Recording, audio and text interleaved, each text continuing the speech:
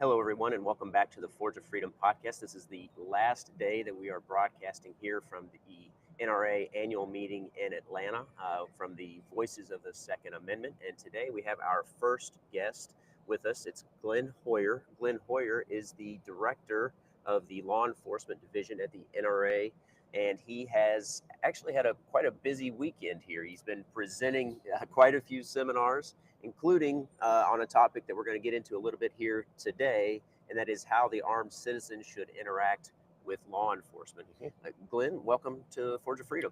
Thank you very much. I very much appreciate you having me here. It has been a very hectic weekend that we've made time to get together, and I'm very happy about it. Yeah, well, I appreciate that you did take that time. I know you've got at least 2 more seminars later today. Yes, I did. And we're going to get into one of those just a little bit. If you would, before we get into the main subject of our conversation, tell us a little bit about who you are, how you got connected with the NRA, and how you eventually got into your current position as director of the Law Enforcement Division at NRA.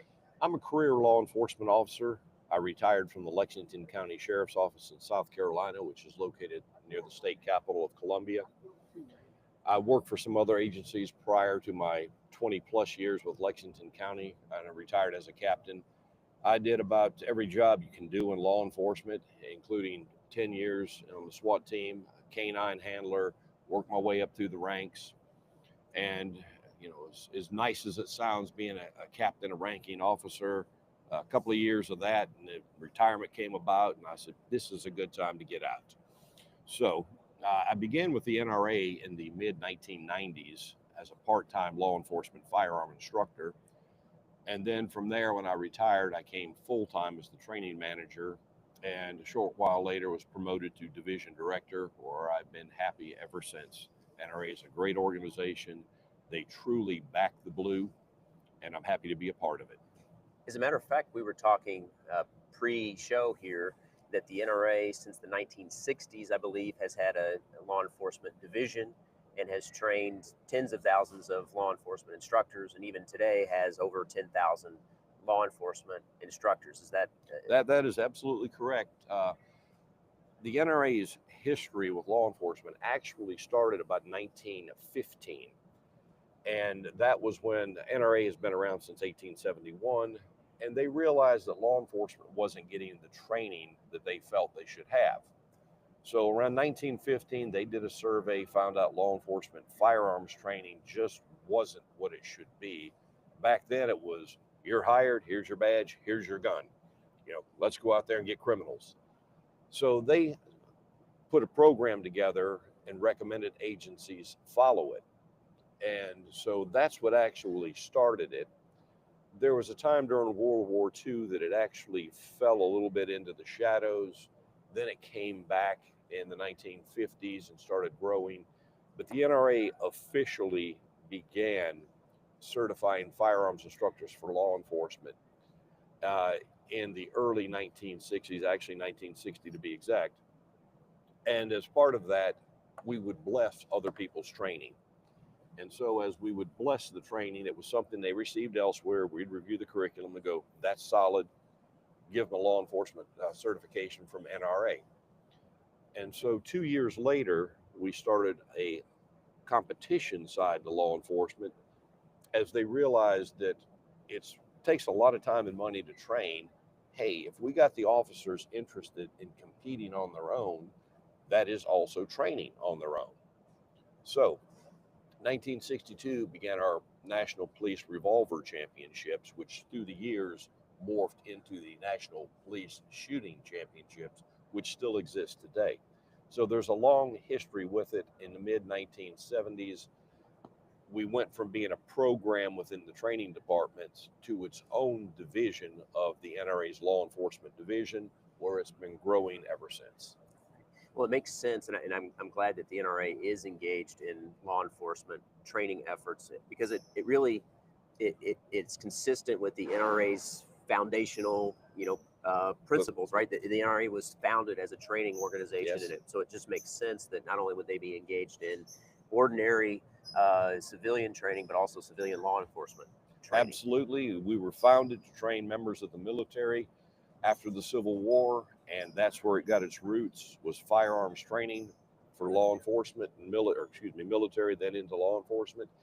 And still today, our division trains law enforcement to include licensed private security that's armed and the military. Believe it or not, the military does come to us for a lot of training. Started just before Desert Storm, I believe it was 2001, and has been solid with us ever since. And that seems kind of strange to some people. Why would military come to law enforcement training? And I had a Marine Corps major. I received a call from a sergeant in the Marine Corps, and he says, my commander wanted me to call you and book all of these training classes. I said, okay. We need them as soon as possible. We'll be deploying soon. We need our instructors. And I said, we've got no problem with this, but this just seems a little odd, the military wanting the law enforcement training. The typical Marine said, sir, I just follow orders. And I said, no, I got that. I got that. My son's a Marine. And I said, all understood. I said, could I talk to your commander, which was a major? And I asked him, I said, we're more than happy to help you. I said, but I'm just kind of got a disconnect of how did you look to us for your military training? And he had the best quote.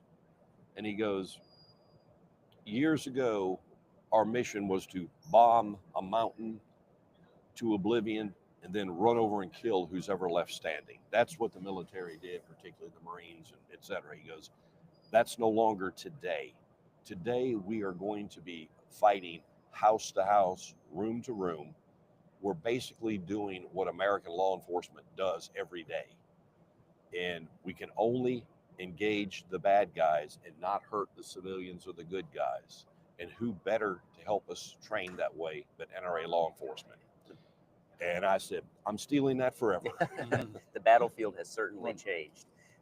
But I wanted to talk about this a little bit because one thing that we're both NRA instructors, Mike and I, and one of the things that people often overlook about the NRA is the significant effort and the foundation that the NRA has in training. Most people, when they think of the NRA, they think of their lobbying arm, right? The ILA, and they think of basically the NRA being in DC and making efforts to expand or protect the right to keep and bear arms. But it's starting out and still today, a significant portion of what the NRA does is training.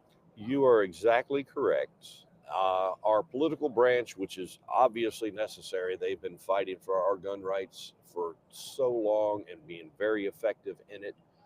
And even though we have a current president that's very friendly to firearm ownership and self-defense, and a Congress as well, you still can never step back and breathe that sigh of relief, because what is the next administration going to be like? So our political branch, ILA, certainly keeps us in the headlines. And the NRA has well over 150 programs that we do of various things. Our counterpart to the law enforcement firearms instructor training is the civilian education and training. And that's what most people see us as, because the law enforcement division only deals directly with law enforcement, again, public and private, as well as the military, and then the competition is an extension of that. We also provide other assistance to law enforcement, but it is the political venue that keeps us in the headlines, and so people just don't know about the programs. Yeah.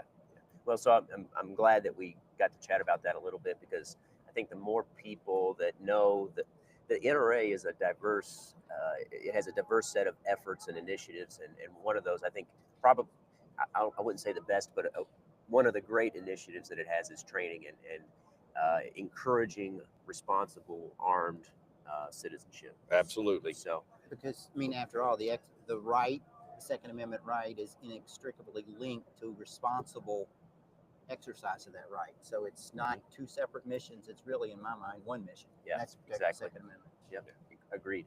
So with that being said, let's get into the meat of the topic for today. One of the topics that you're presenting on a few times this weekend at the NRA annual meeting is the seminar is called Armed Citizen: How to Interact with Law Enforcement. And I want to get into that a little bit. In fact, you're presenting, if anybody is here in Atlanta that's watching online, You're presenting on that one more time today at 12:30 to 1:30 here at the NRA annual meeting. So be sure to go and check that out if you're here and you have some interest in that. But I want to get into it a little bit. We spoke with Jacob Paulson, who's the president of ConcealedCarry.com, yesterday about a survey he conducted about law enforcement interactions at traffic stops. Mm-hmm. So I want to talk a little bit about that, but I want to get into more broadly law enforcement interactions with citizens, not just at traffic stops. How should people, armed citizens, think about law enforcement interaction? One of the things that I like to do in the presentation, as well as in conversations like we're having, is to try to put the armed citizen, the good guy with the gun, in the frame of mind of what is it like to be a law enforcement officer, and what are they, the law enforcement officers, concerns with, if there are any, with dealing with a good guy with a gun. And I usually open up the presentation with a simple question to the audience. Take a moment here and think about, what is a bad guy look like in your mind? If you're walking down the street and you see someone and you look at them and go, oh, this is a bad guy, this is someone who could hurt me or kill me or rob me, what does that person look like? And just take that moment and think about it. After a few seconds, I'll go, okay, everyone here, if you thought of a white female, 27, 28 years of age, soccer mom, mother, to raise your hand. I get no hands, clearly. Whatever their concept of a bad guy was, that wasn't it. And I say, that's who I have been in a gunfight with. And I said, so from a law enforcement perspective, if a soccer mom, white female, 2 kids, driving a minivan type of soccer mom, would want to shoot it out with law enforcement, how do we know what to look for? We have to be cautious of everybody. And the most important thing is, you, the good guy with the gun, would probably come to an aid of an officer if he needed it. But how does the officer know who you are? The mindset is, I'm a good guy with a gun, everybody should know this, when in fact nobody knows it. I also mentioned the fact that in the law enforcement circles, unfortunately, every year we have several law enforcement officers shot or killed by fellow officers. So if we're having a tough time, discerning this is a fellow officer who may be undercover, off duty, whatever, and we're having a difficult time understanding I'm the good guy with the gun as a law enforcement officer, undercover or off duty, they forget to properly identify themselves to uniformed officers, and that's how the blue on blue, as we call it, shootings occur. So the good guy with the gun has a lot to think about. They know they're a good guy with a gun the same way the off-duty undercover officer knows, I'm a law enforcement guy with a gun. These uniformed guys should know it. No, they don't know it. So that's what we have to deal with. That's what we need to convey to the good citizens out there carrying firearms that either get involved in an incident or would come to the aid of a law enforcement. So they need to understand how to approach law enforcement, how to deal with it. The first thing you mentioned was a traffic stop. And that's probably the most common encounter that a good guy with a gun would have. And in some states, like Virginia, even though I'm a retired law enforcement, I can carry under the Law Enforcement Officer Safety Act, concealed nationwide. I still have a Virginia concealed carry permit. There's several reasons for it. I have been stopped by law enforcement. One time I was driving extremely slow past a congested area, and there was a concert going on, so the officer stopped me thinking I was drunk because I was still going slow. I said, no, haven't had a thing to drink. But so even though I'm a fellow law enforcement officer and retired at the time, obviously, I gave that officer approaching my car the courtesy. Now in Virginia, when he would either on the mobile data terminal, the MDT, indicate a traffic stop with my tag number, it would indicate to him that I'm a concealed carry holder. Some people go, oh, I don't like that. Why does the government need to know that? Well, personally, as a retired cop, I'm glad he knew that. He didn't know I was a retired officer. He just knew I had a permit. So it's dark, the typical lights behind you, officer's high beam headlights are on, spotlight through the back window of my car. I turn on the dome light, put my hands palm up on the steering wheel. I am conveying upon initial contact, I mean you no harm. I am showing them my hands are empty because the hands are where the threats would come from, whether it be a gun, a knife, a blunt instrument. So hands palm up on the steering wheel. I would also suggest that if you have passengers in the front seat or the back, they also place palms up. Again, you're conveying to the officer approaching the car, and traffic stops, particularly at night, are extremely dangerous to the officer. You're conveying cooperation. I mean you no harm. Now, an officer who walks up and sees this will have a couple of thoughts. A, this is a fellow law enforcement officer who wants to let me know I mean no harm. B, it is a good citizen who's been to a class like this on how to interact with law enforcement. Or C, the other possibility, it's a criminal who's been through this and he wants to make sure that he doesn't get drug out the car again and put in jail. So either way, you're indicating cooperation. The other thing that I really emphasize hard is when the officer approaches, it's a traffic stop. You've done something to get their attention, whether it's a traffic violation or in my case, driving slow. They thought I was, intoxicated. Let them know right off the bat that, hey, officer, in my case, I'm a retired law enforcement officer and I am armed. What would you like me to do? To the armed good guy citizen with the gun, that is really critical. Just say, officer, I have a concealed carry permit and I'm armed. I am, got my firearm on my hip, in my purse, whatever the case may be. What would you like me to do? And is that your advice, whether or not you're in a state that has a duty to inform the officer? Yes, because even though in the state I retired from, South Carolina, you must, upon initial contact, notify the officer that you have a carry permit and whether or not you're armed.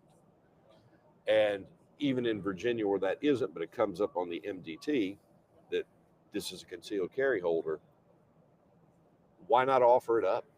You're not doing anything illegal with the firearm, at least I hope you're not.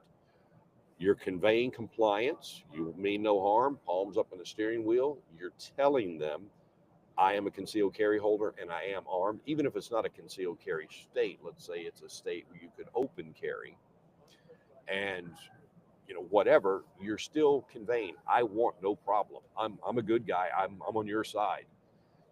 Then just say, what would you like me to do? In a graphic I put up during this portion of the presentation, I will have an officer from a Northeast major city. And I intentionally picked that photograph because if you're, let's say hypothetically in New York City and you're stopped and you're armed, that's not common. New York gives out very few permits.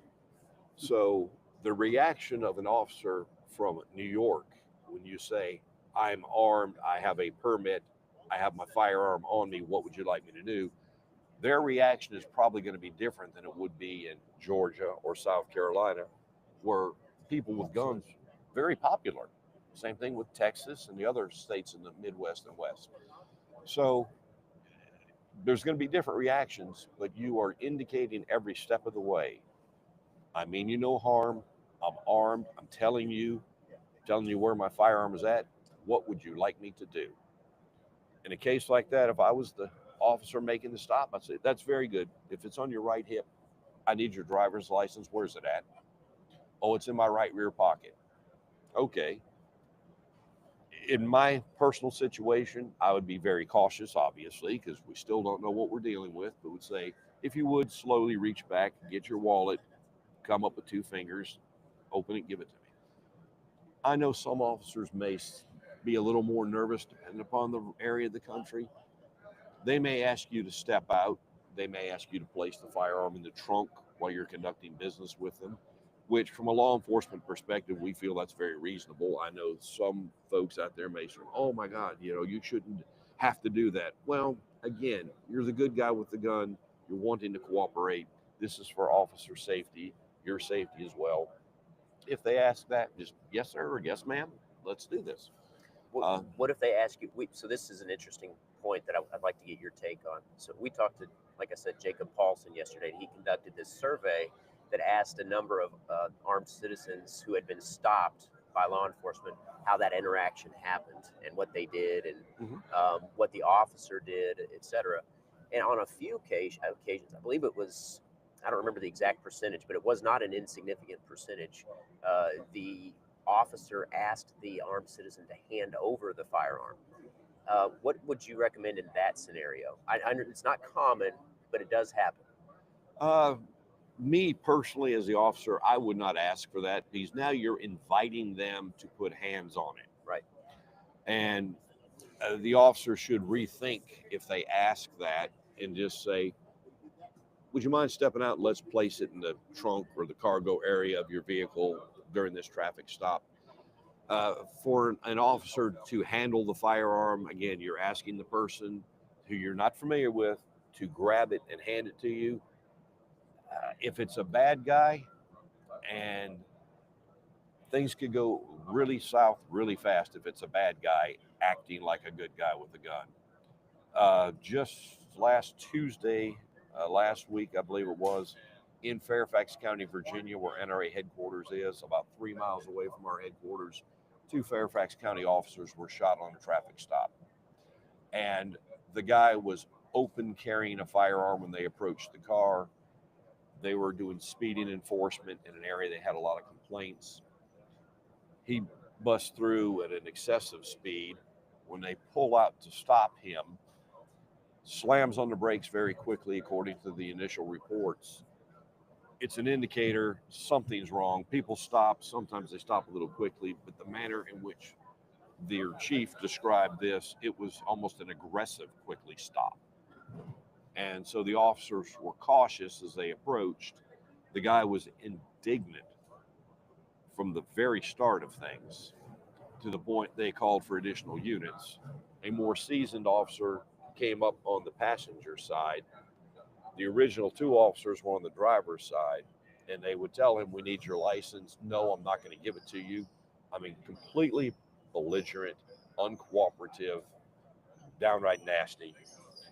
And finally, he started reaching towards the firearm, and they're telling him, no, no, no, no, no. He grabs it, pulls it up, shoots them both, hits them in one each in each arm. And the officer on the driver's side then fired in self-defense of all 3 officers and killed them. So, as you can see, traffic stops can go bad. Clearly, I don't know what this guy's problem was, if he's a career criminal or what, but no cooperation from the start, excuse me. But they were telling him not to reach for it, and he did. Clearly, it was threatening because he shot 2 of them. So, again, I kind of question the officers to rethink their tactics of please hand me the firearm. But, again, my preferred method is let's step out, let's place it in the trunk. But in that situation, you could say, I suppose, officer, I'd rather not put my hand on the firearm during our interaction. And that would be a very good thing. Again, you're showing compliance. Officer, I want to help you. I want to put you at ease and say, officer, I'd rather not grab my firearm, in the car, even though you told me to. It's not bad thought for the good guy with a gun to say, could we step to the back of the car and I put it in the trunk? Yeah. And, you're offering up compliance, and most officers should go with that. And again, I'm not knocking the officers to say, could you hand me the gun? You look at a Terry search, as you 2 as attorneys understand it, similar thing. Personally, I would not want to reach in the car to, take the firearm from them, particularly if they have it in a holster. I would say, let's step out of the car, step to the rear. May I remove the firearm and place it in the trunk during this, encounter?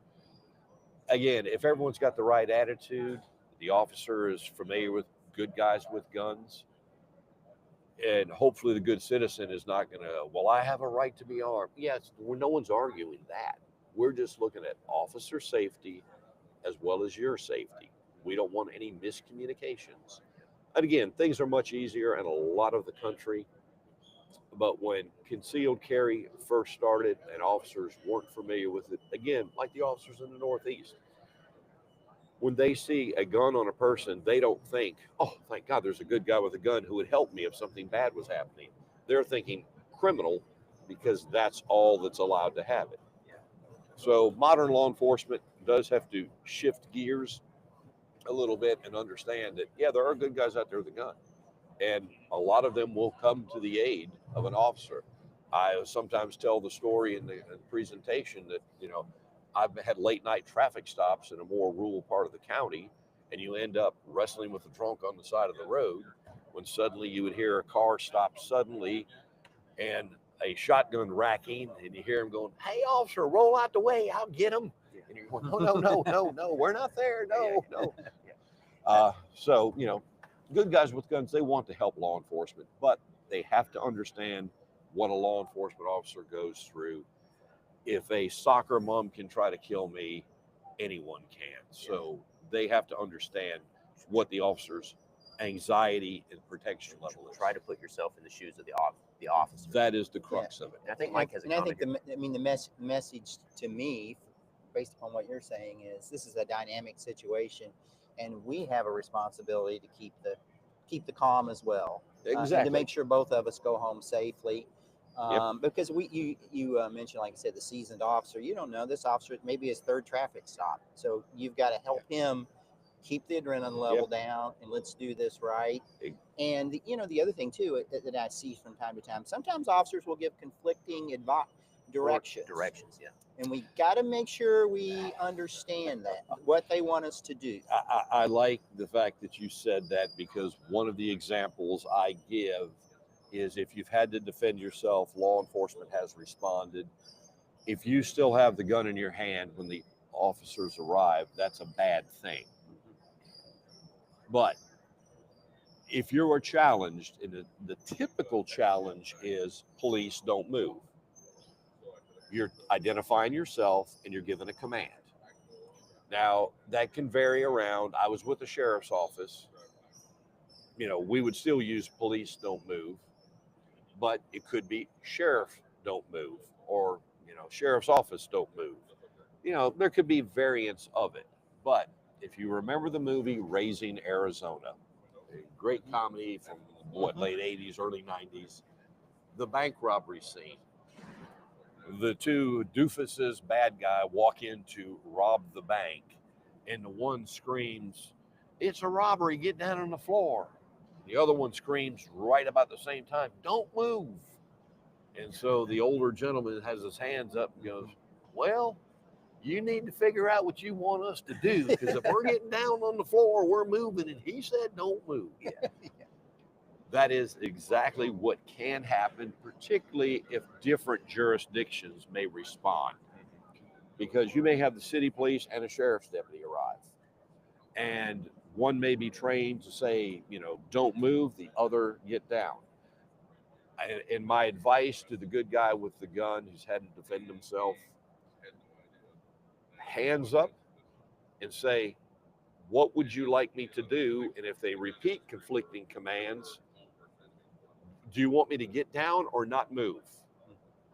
Hopefully at that time, the two officers will sync in their commands and one will take over. It should be only one issuing command, so you don't get conflicting commands. Yeah. But be sure to clarify what you're being told to do. Because again, one said don't move, now you suddenly start to move, that could result in a bad situation. By the same token, you're confused. So, ask for clarification. You're already in a bad situation. Unfortunately, their miscommunication made it a little worse. And the other big question I'll get during the presentation is a lot of elderly people, and there'll be at least one that will go, I have a bad knee and it doesn't bend, or it's very hard to bend. What do I do? My advice is hands up, indicate that you're trying to get down, and then tell them, I can't kneel. I've had knee surgery. It doesn't bend. But to stand there and say it doesn't give the full effect of, literally trying to show that you can't get the kneeling position. that's something the officer will have to compensate with. So let's get into, we talked a little bit about the traffic stop. Let's get into the situation where the armed citizen has engaged in an act of self-defense. What should they consider in that situation when interacting with law enforcement? I want to get to the question eventually of whether or not you advise people to talk to law enforcement once they've You want to arrived. break down, you want to talk about the 911 call or post 911? I think both. Let's talk about the 911 call, whether or not they should stay on the line, and then what they should do immediately upon arrival of the law enforcement. Yeah. You've been involved in a self-defense shooting, and one of the first things to consider is your location. Yes, you should call 911 if at all possible. And at the same time, you've had a threat. Is the threat still there but down? Could the threat, come back? I give a quick example of in California, I believe in the 1990s, may have been Riverside, but I'm not quite sure. Bad guy engages with the police. Big gunfight, bad guy runs off. Search is underway. They find him dead in a drainage ditch near the interstate. During the autopsy, the guy had been shot 19 times by law enforcement. Oh my goodness. His cause of death was drowning Okay. from the drainage ditch. So this tells you shot does not mean incapacitated. I've seen people shot multiple times and still want to fight. I've also seen people that have a peripheral gunshot wound and drop like a hammer from shock. So, but you have to be prepared that your threat could reanimate, but at the same time, you've got to get help. Call 911. If you're in an area where there's a lot of people, chances are the switchboard at the call center for 911 is lit up like a Christmas tree, but you still want to be one of the callers. You need to let them know your location as best you can. Sometimes under stress, you just can't think.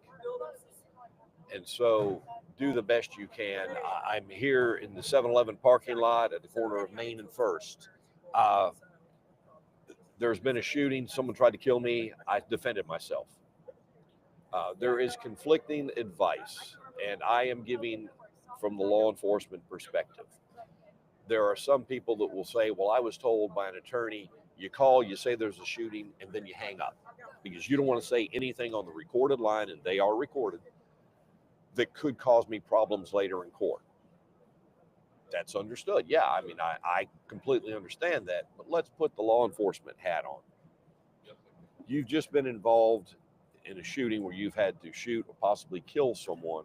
You're terrified. You've never been through this before. You're very nervous. You want help. If you call, as soon as they get the basic information, even while you're talking to them, they're on the keyboard, either dispatching MDT or the radio. They're sending you law enforcement. If you tell them it's a shooting, they're going to automatically roll medical. But if you hang up at this point, this looks very suspicious to the call center, and they're going to relay it to the responding officers. The caller just hung up. They will try to re-engage by calling you back. Numbers are captured.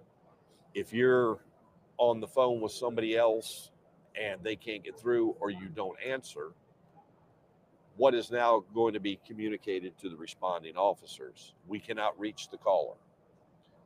In the current time, with defund the police, Antifa, all the other groups out there that are so, viciously anti-law enforcement, these officers responding are going to think this is a setup, this is an ambush. If you stay on the phone with the call center, you don't have to give them more information. And if they ask, well, what happened? And that's a pretty common question the call center would ask. You can easily say, I don't want to talk about that. I just need help here. And please describe yourself. In my case, an older gentleman, dashingly handsome, wearing a two-piece suit. Tell them what you look like, because there will be a lot of confusion there. There can be a group gathered, witnesses. It could be any number of things, or It could be a rare occasion where there's no one around. But you need to tell them what you look like and you're the good guy with the gun.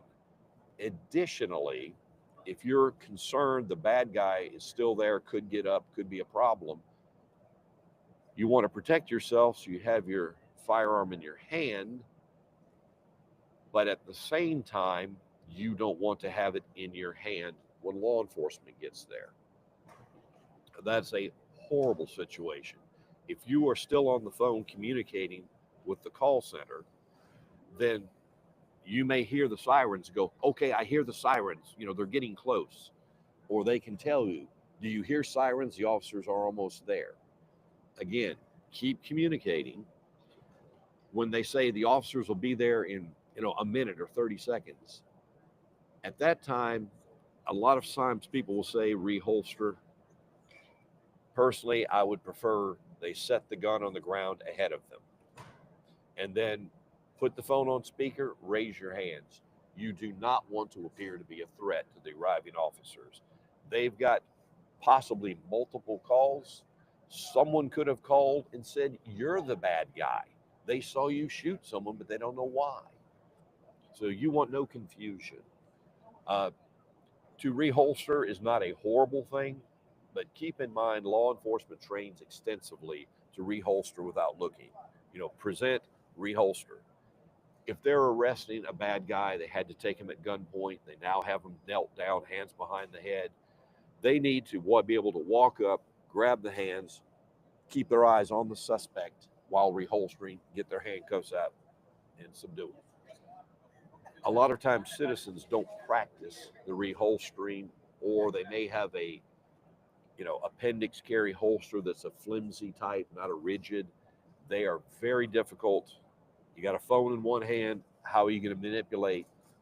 And if you have a striker fired pistol, which is very common today, it doesn't take much. If you snag that trigger, you could accidentally shoot yourself. So you're already nervous. When you're nervous, your fine motor skills go. Consider putting it on the ground ahead of you, phone on speaker, hands in the air. When the officers arrive, if you make visual, officer, I'm over here, I'm the one who called, I'm the victim. They try to hurt me, not making sudden moves. Probably will be asked, where is your firearm? It's on the ground. They will tell you to step away from it. They want the separation. So there's a lot of things to cover there. You're going to be upset. You're going to be nervous. The mind tends to blank out. You may have, tunnel vision. You may have auditory exclusion, which both are very common under stress. So, but that's the basic there. Sure. And those officers that are responding may be experiencing those same physiological Absolutely manifestations as well. And you have Yep. to keep that in mind, right?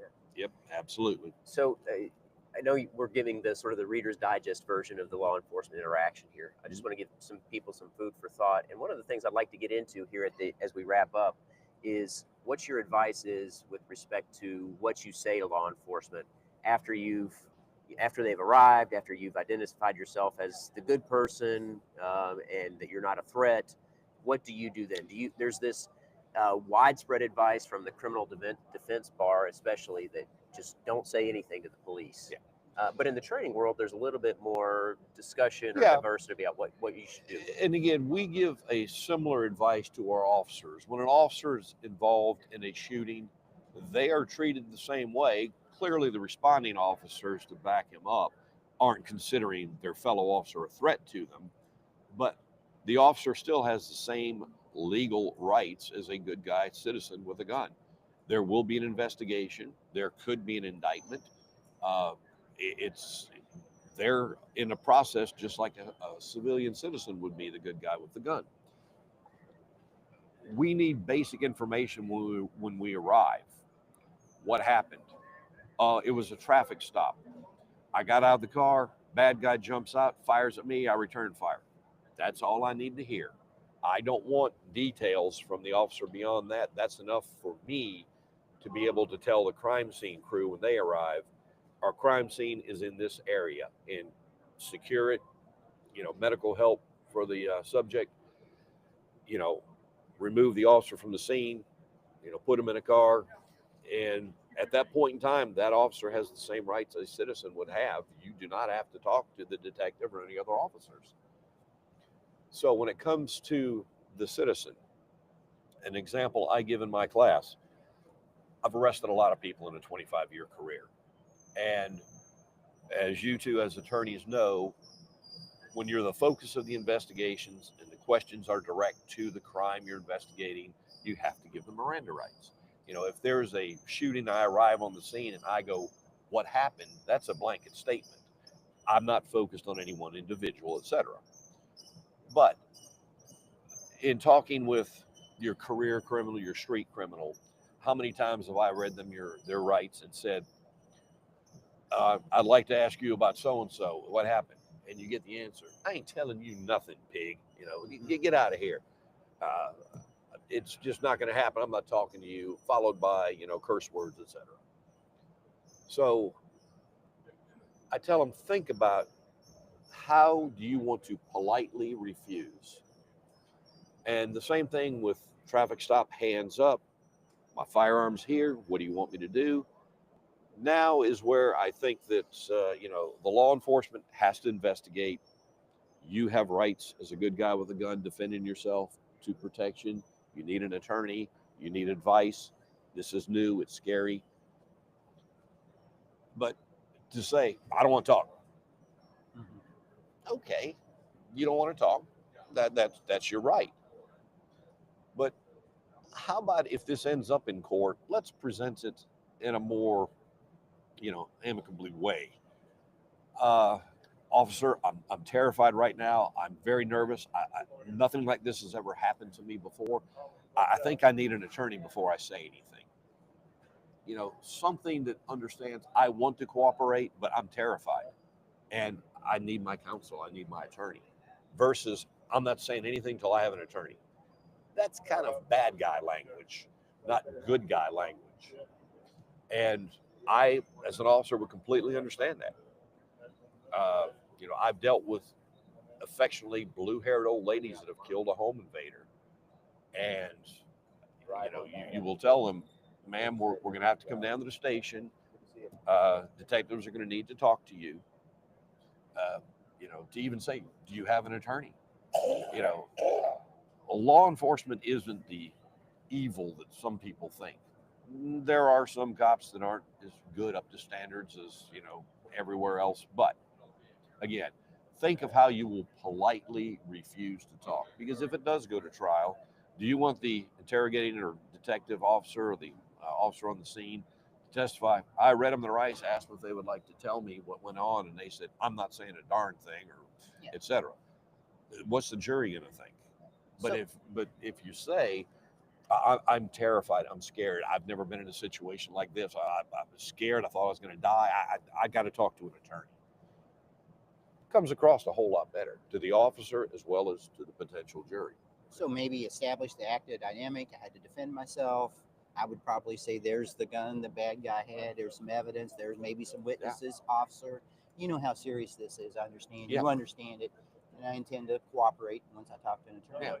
Yeah. And another thought is if they go to the police station, which they probably will, if not to be, interviewed, get a statement, etc., with or without an attorney, if you have to call home because your spouse, wife, or husband you're late, they want to know what's going on, remember those lines are recorded too. Excellent. And tell your spouse when you get your concealed carry permit or open carry, whatever your state may be, just tell them, look, if I ever have a matter and I call you, the wife will immediately want to, what happened? Just, hi, honey, I'm at the police department. There was a matter. I had to defend myself. I am fine.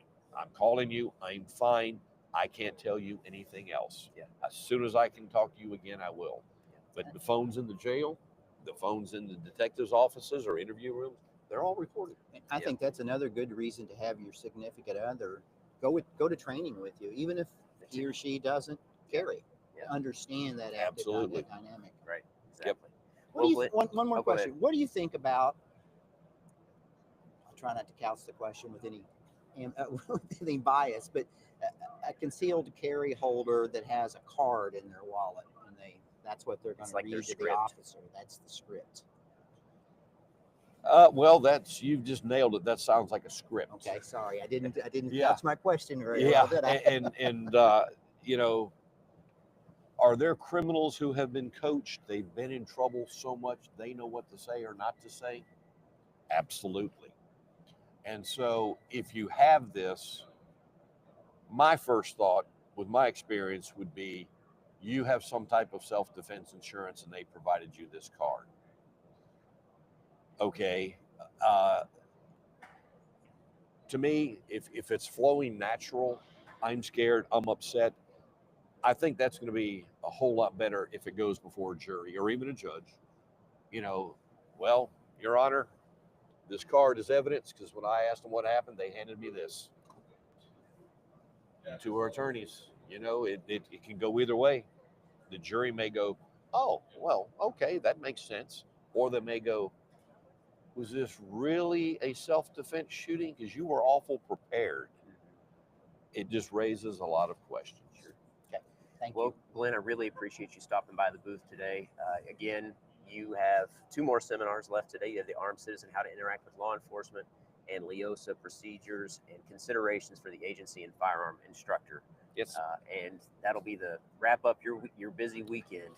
So anyway, And appreciate if you're you. in the area, come on by. Love to see you. Come on by. Those are at what 12:30 to 1:30 and 3 to 4. It should be B311, I think That it is. sounds correct. B311, level 3. That's correct. Yep. So Both seminars are at that location. all right, sounds good. Well, thanks again, Glenn. I really appreciate you stopping Yes, by sir. to be on the Forge of Freedom with us today. Thank you very much. Thank All you. right, Yes, sir. thanks, Glenn, and thanks everybody for tuning in. We'll be back in just a little Appreciate bit. it. Wish we Yes, could sir. keep it for 3 or 4 hours, but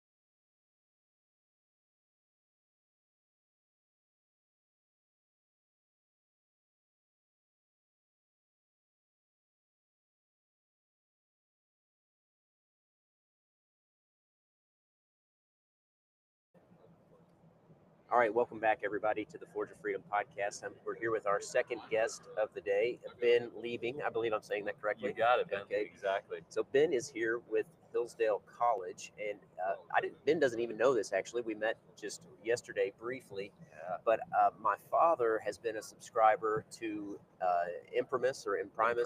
Yeah, that's all right, everybody. For quite some time, and now I'm a subscriber myself, and I've always enjoyed reading those. But I've become more acquainted with Hillsdale College in recent years. I actually stopped by the booth a couple of years ago and talked to some folks, and Nice. I learned about other programs that you have: the shooting sports program, the K through 12 classical education. So we would get into a little bit of that here today. But if you would, just starting out, introduce yourself, what your connection is to Hillsdale, what you do for Hillsdale now, and then we'll get into a little more detail about Hillsdale College. Right. So I attended Hillsdale 2004 to 2008, which each passing year seems like longer ago. But sure. I'm the oldest of 5, and all my younger siblings ended up going to Hillsdale as well. So I had 4 younger siblings. So my parents have been proud Hillsdale parents, for about 20 years at this point. So we're a Hillsdale family. Born and raised in Cincinnati, so about 4 hours south of Hillsdale. And Hillsdale's in south central Michigan, little small town right on the Michigan hand, right there. Hillsdale's claim to fame, above all probably, is a great classical liberal arts education, but B, the fact that we take no government money whatsoever. Which has been in the news a little bit recently, right? Because there's so much discussion about these institutions, these Ivy League institutions who are receiving federal funding. Right. And Hillsdale, of course, doesn't have to worry about that because they've never accepted federal dollars. That's correct, and really that came to a head in 1984 is when we had our official final break with the federal government. And it's funny, with Harvard being in the news. My mother-in-law looked at me the other day and she goes, "Well, Hillsdale doesn't get any money. What does Harvard do with all this extra money they get?" I said, "That's a great question, isn't it?" So Hillsdale, no federal money. We privately fund everything, and over 90% of our students are on some kind of merit or need-based scholarship. So we fund an actual tremendous amount of scholarship for our students. So that's amazing. It's a really neat thing. Yeah. Well, one thing I've always appreciated about Hillsdale is a lot of people like it because they sort of stand for the classical sort of conservative, somewhat education. Right. I don't want to pigeonhole the education too much, but people I think who go to Hillsdale tend to be conservative or libertarian minded. Right. And but nevertheless, that's not necessarily required, right, to appreciate the classical education that you receive there. No, not at all. And Hillsdale was founded in 1844 by Free Will Baptists, but for a long time it was not technically a Christian school. So it does not have we're technically a non-sectarian Christian school. We don't have an affiliation, we don't have a statement of faith. So when I was there, it always leans that a lot of the student body tends to be religious and Christian of some stripe, and conservative of some stripe, but there are folks there who are not conservative in nature at all, politically or culturally, and there's a bit of diversity of opinion, especially when I was there. I had good friends who were on the complete other side of the political landscape. So it's not as dyed in the wool as you might think it, and it prides itself on that. We want to be, a college of open ideas and asking the why questions, questioning why do we believe this, thinking critically, thinking through, okay, history says this, why. How do we know what we know? Right.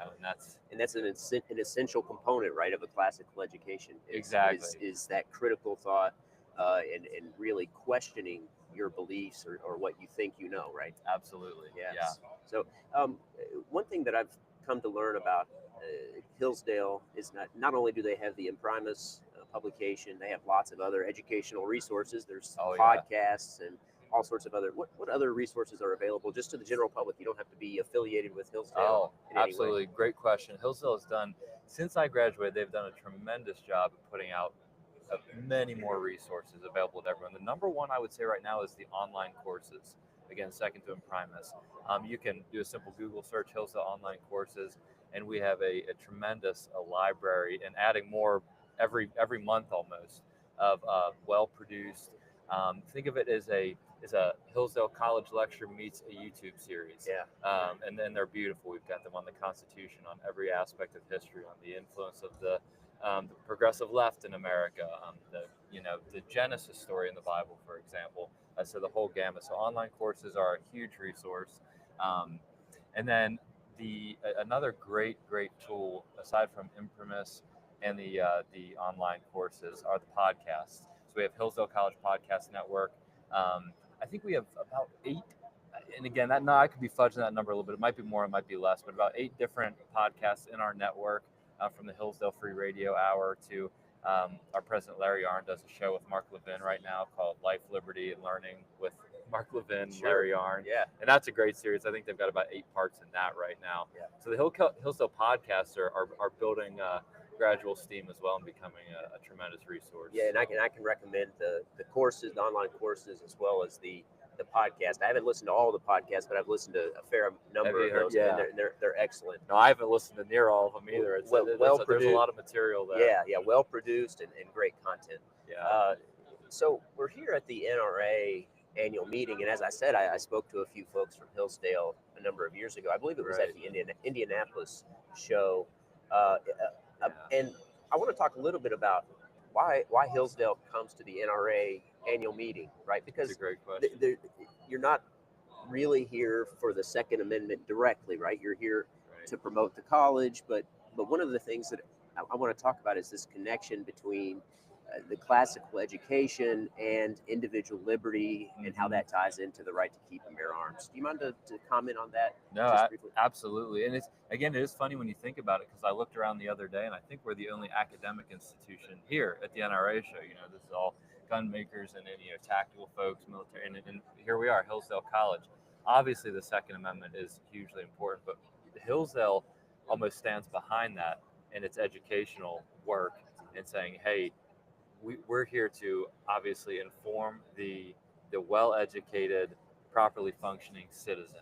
And that's somebody who knows the Constitution to begin with, at least in broad terms.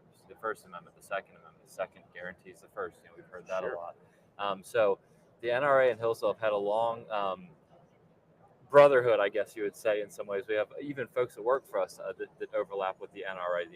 We've shared staff members with the NRA in some ways. And so the Second Amendment is crucial to protecting the First Amendment, which is freedom of speech, which really is freedom of thought. And we stress that a lot at Hillsdale. Sure. If you're not free to say things, you're not really free to think them. Yeah. And so now, how that works out in real life is, for example, Hillsdale has this shooting sports range now that we've developed, and people kind of even I tilted my head at first, and I said, "Well, we're doing what?" Because that was not there when I was in school. Sure. So all of a sudden, we've got this 113-acre shooting range. It's about 10 minutes away from the college campus. The U.S. Olympic rifle team trains there. We have a national. We recruit students for our national shotgun team. We travel all over the country competing in shot. Yeah. And so,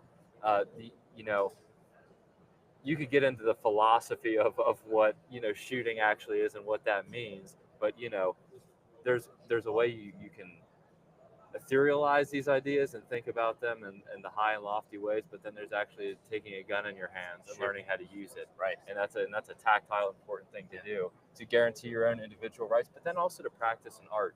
Sure. Which shooting absolutely is. Yeah. So. Yeah. It's amazing. I've never been to the facility there at Hillsdale College, the Shooting Sports Center, but I did see a map of it. It looked like an incredible facility, as you said, over 100 acres and just an amazing setup, it looks like. So I'd love to see that someday. But one of the things you mentioned that a lot of people say the Second Amendment was put in place or adopted to protect the First. I see it. I'm sympathetic to that view, but I see it as there being more of a synergistic relationship there, not just between the First and the Second Amendment, but between understanding the ideas and the principles of liberty and protecting the Second Amendment, or the right to keep and bear arms more broadly, irrespective of the Constitution or the Bill of Rights. Because the way I see it, and I want to get your thoughts on this, is that basically the ideas precede liberty, and people have to understand the principles, the values, the virtues that go along with liberty and a free and prosperous society. And I think that to the extent that people are equipped with those ideas and can communicate those ideas to others, the less likely we are to need the Second Amendment and the right to keep and bear arms, right? Exactly. The right to keep and bear arms is there as sort of a fallback, as more of an emergency relief valve, so to speak. So you're talking more about, it sounds like kind of the idea of what personal sovereignty really Sure. means. right, Is it right? yeah, Yeah. to some degree. So I see the sort of the mental capacity, the mental ammunition, Right. that foundation of the ideas of liberty as the foundation that protects the Second Amendment, and then also vice versa, the Second Amendment Right. there to Right. protect Right. the ideas, the thought, the personal sovereignty that we have. 100%. Yeah, and I agree with you completely. Yeah, and I think Hillsdale does a great deal to help cultivate individuals who have that expansive Right. thought, that foundation to be able to go out in the world and communicate those ideas. Right. Right. Absolutely. Yeah. Oh, go ahead. Oh. We're big on the why, so I feel like all of our students graduate with being able to answer the why question. That's always Yes. what I'm proud of about Hillsdale. What we pride ourselves on is, if you ask us a question, we can answer it. Right. Not just with a talking point, but actually a thought through answer. Yeah. So Yeah. It's not just, so often people they come out of high school and they've gone through 12 years of being taught what to think Yeah. and how to regurgitate information, but not how to think about that information, Right. And how to really engage with it. And Right. so I think that Hillsdale really emphasizes the why and the engagement with the ideas and the information. Absolutely, and that's what the classical tradition is all about. Building the analytical mind in accordance with the whole person, the whole spirit. Mind, Right. body, and spirit. Truth, beauty, and goodness, as we say. Right. So, Yeah. Perfect. Well, you mentioned that there's some relationship between the NRA and Hillsdale. I'll give a shout out to one of your professors, David Rainey. He's a professor of history. He spoke at the legal seminar here on Friday. That's right. He also is an NRA board member, a relatively new one, but he spoke at the membership meeting yesterday, and I thought did an incredible job speaking at the membership meeting in support of a resolution. But the vote was close, and this is where I want to give him kudos. There was the vote was close. You have to tell me about this, because I don't know. I wasn't in there. I don't know the details. Yeah. So there was a resolution, a motion actually, to refer a resolution to a committee, and I don't want to get into too many of the details. Right. He supported the motion to refer the resolution to committee, but the vote was very close. And ordinarily they just count the vote by a look around the room and a show of hands. Right. But it was so close that there was no way you could get an accurate count. Right. And so they did what's called a paper ballot, where people tear off a tag and say yes or no to the motion. Oh, getting close. And but you have to have 100 members to get the paper ballot. Okay. So there has to be a show of hands of at least 100 members to even get to the paper ballot. Okay. And so David supported the paper ballot, even though the initial show of hands was supportive of his position. And to me, that showed that he really cared about transparency. He really cared about a credible vote count. He really cared about making sure that the members got what they wanted. And so I really appreciated that about him. I think it showed a great deal of character and concern for the membership's. That's great to hear. Really, their desire. So that is the Hillsdale way. That's the Hillsdale way. That's right. So that's neat. Yeah. I don't want to get into too much of the shooting sports offerings at Hillsdale, but if you would talk a little bit about what Hillsdale has to offer. We talked a little bit about their complex there. Right. What sorts of programs or offerings do they have? I mean, I think you even have scholarships for some of these teams, right? We do, and as a matter of fact, I know some of these off the top of my head, but I did bring my handy pamphlet with me, so I'll walk you through it as I walk through right here. But we have a shotgun team. These two we recruit for. Recruit for the shotgun team.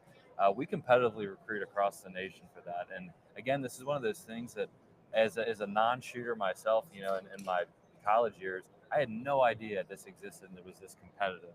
But the shotgun sport is incredible, and we have a truly world-class team. We have then an action shooting team, Olympic air rifle, and a pistol club team. So that's a club team, not an official college team. Okay. And then we also offer college courses, safety courses. Oh, neat. Right. I believe they're partnering with, and I could be wrong about this. I would have to double check, but I believe they partnered to do your concealed carry, Okay. Classes and licensure at the range. Okay. And then we're also developing an indoor archery range as well. Very cool. So right now it's almost, I believe it's going to be done in June or July. We've got an indoor archery range and then also an indoor 50-meter air rifle range and pistol range, Okay. as well as all the outdoor bunker, trap, and ski. Okay. So for those of you who are here at the meeting and are hearing us talk, be sure to stop by the Hillsdale booth. You've got a brochure there. It looks like this is our handy shooting sports brochure. That's specific to the shooting sports, Yeah. right? Yeah. But is there a place people can go if they're not here in person? They can go online to find out more about the shooting sports programs. Absolutely. And again, a simple Google search of Hillsdale Shooting Sports will take you right to the website.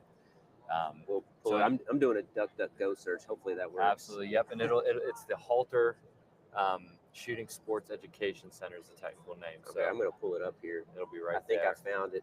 Yeah, it should be. Yep, you got it exactly. All right. So there you see it, the John Anthony Halter Shooting Sports Education Center. You can see the picture there.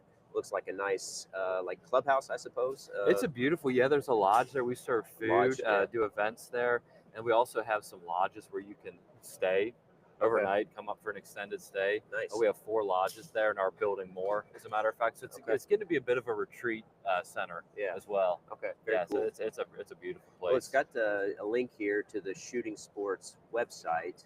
And then it's also got information here about the range and the range managers. So if you have questions about, is this open to the public at all, or do you?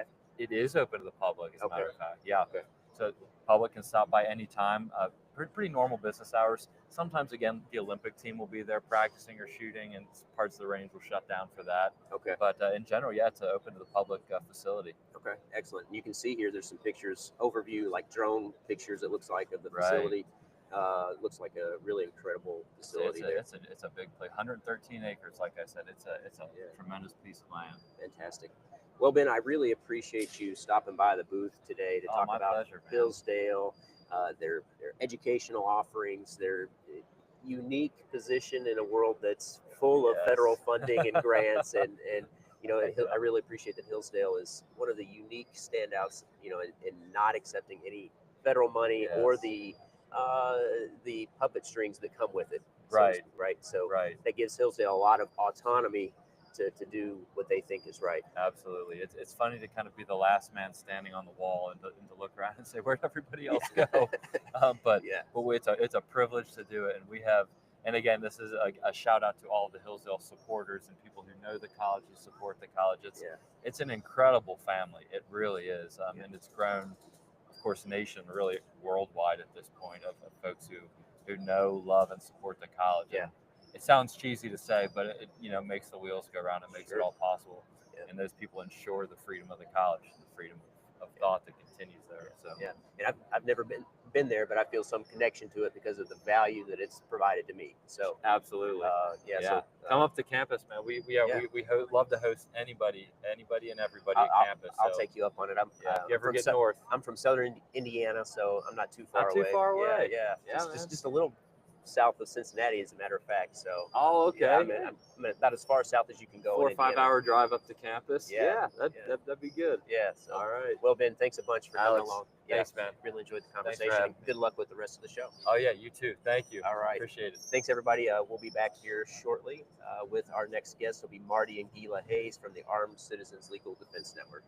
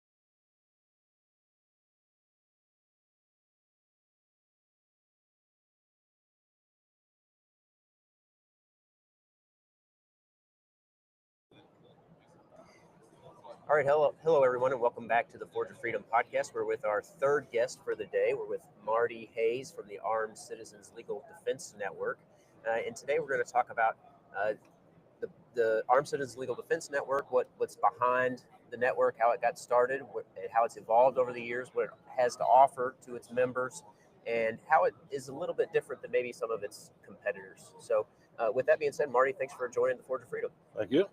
Appreciate you having me on.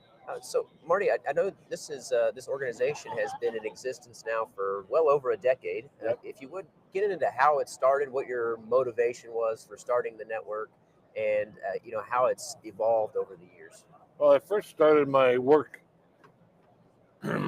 life as a law enforcement officer, and I did that for about a dozen years, and then I felt like I wanted to do something more. I was really constrained by all the bureaucracies and all the rules and regulations, and so I went ahead and quit law enforcement and decided to become a trainer. I started the Firearms Academy of Seattle back in 1987, and we bought a piece of land, built the business, turned it into one of the most successful shooting schools in the country. And then about 2000, I guess it was 2004, I had this harebrained idea that I wanted to become a lawyer. And so I took the LSATs, applied to law school, and got accepted.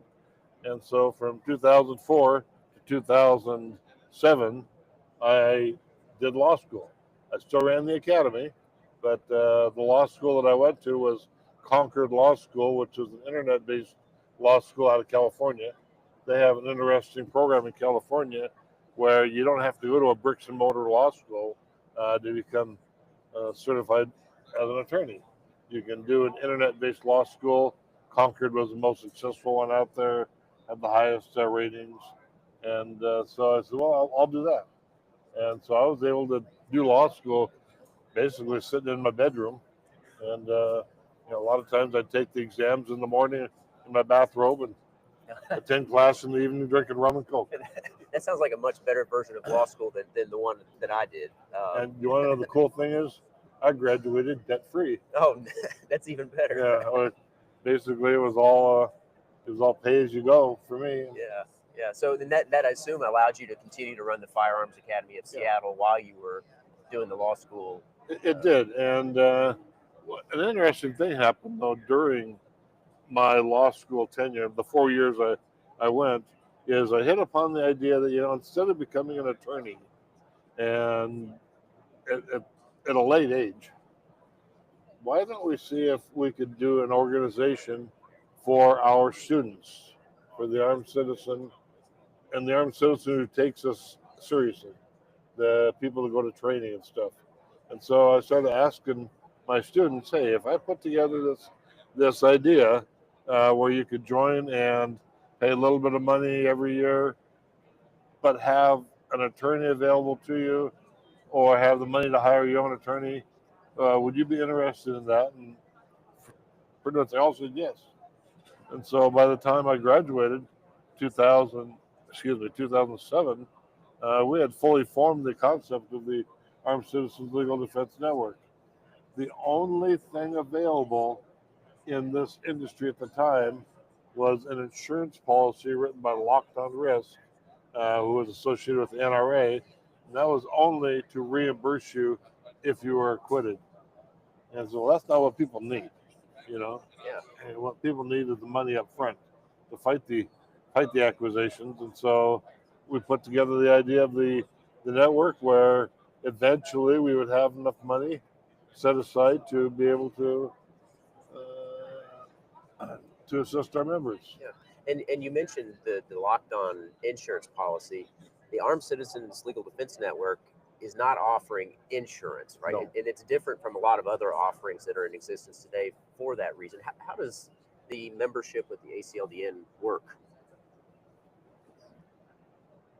A person joins the network, and in the beginning, we would take 25% of their network dues and shuffle it off into a legal defense fund. And that's how we grew that legal defense fund. When that fund reached $4 million, and we saw that we weren't having to spend that much every year to help our members out, that we just went ahead and quit funding the legal defense fund and set it aside for operating expenses.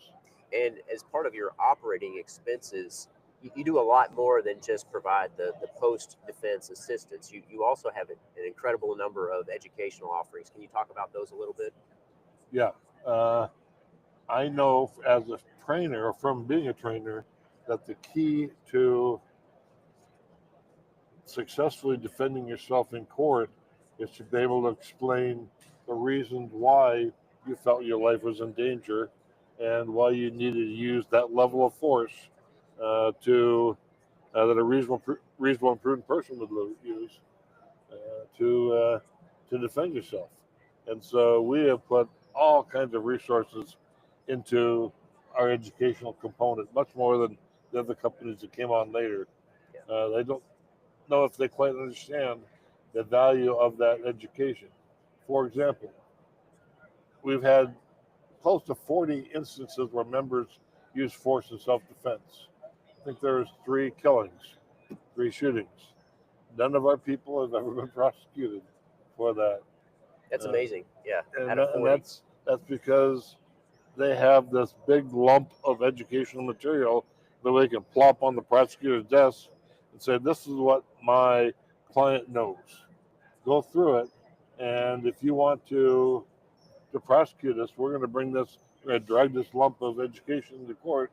We're going to educate the jury the same way that my client was educated," and they realize that this is a no-win situation for them. Yeah, and there's this relationship, right? This, you mentioned you want to, your inspiration for this was to help out the informed citizen, the trained citizen who might nevertheless be involved with the legal system based on their use of force and self-defense. Because the reality is, even if your actions were completely justified, you may nevertheless be investigated and prosecuted for your actions. Right. Right.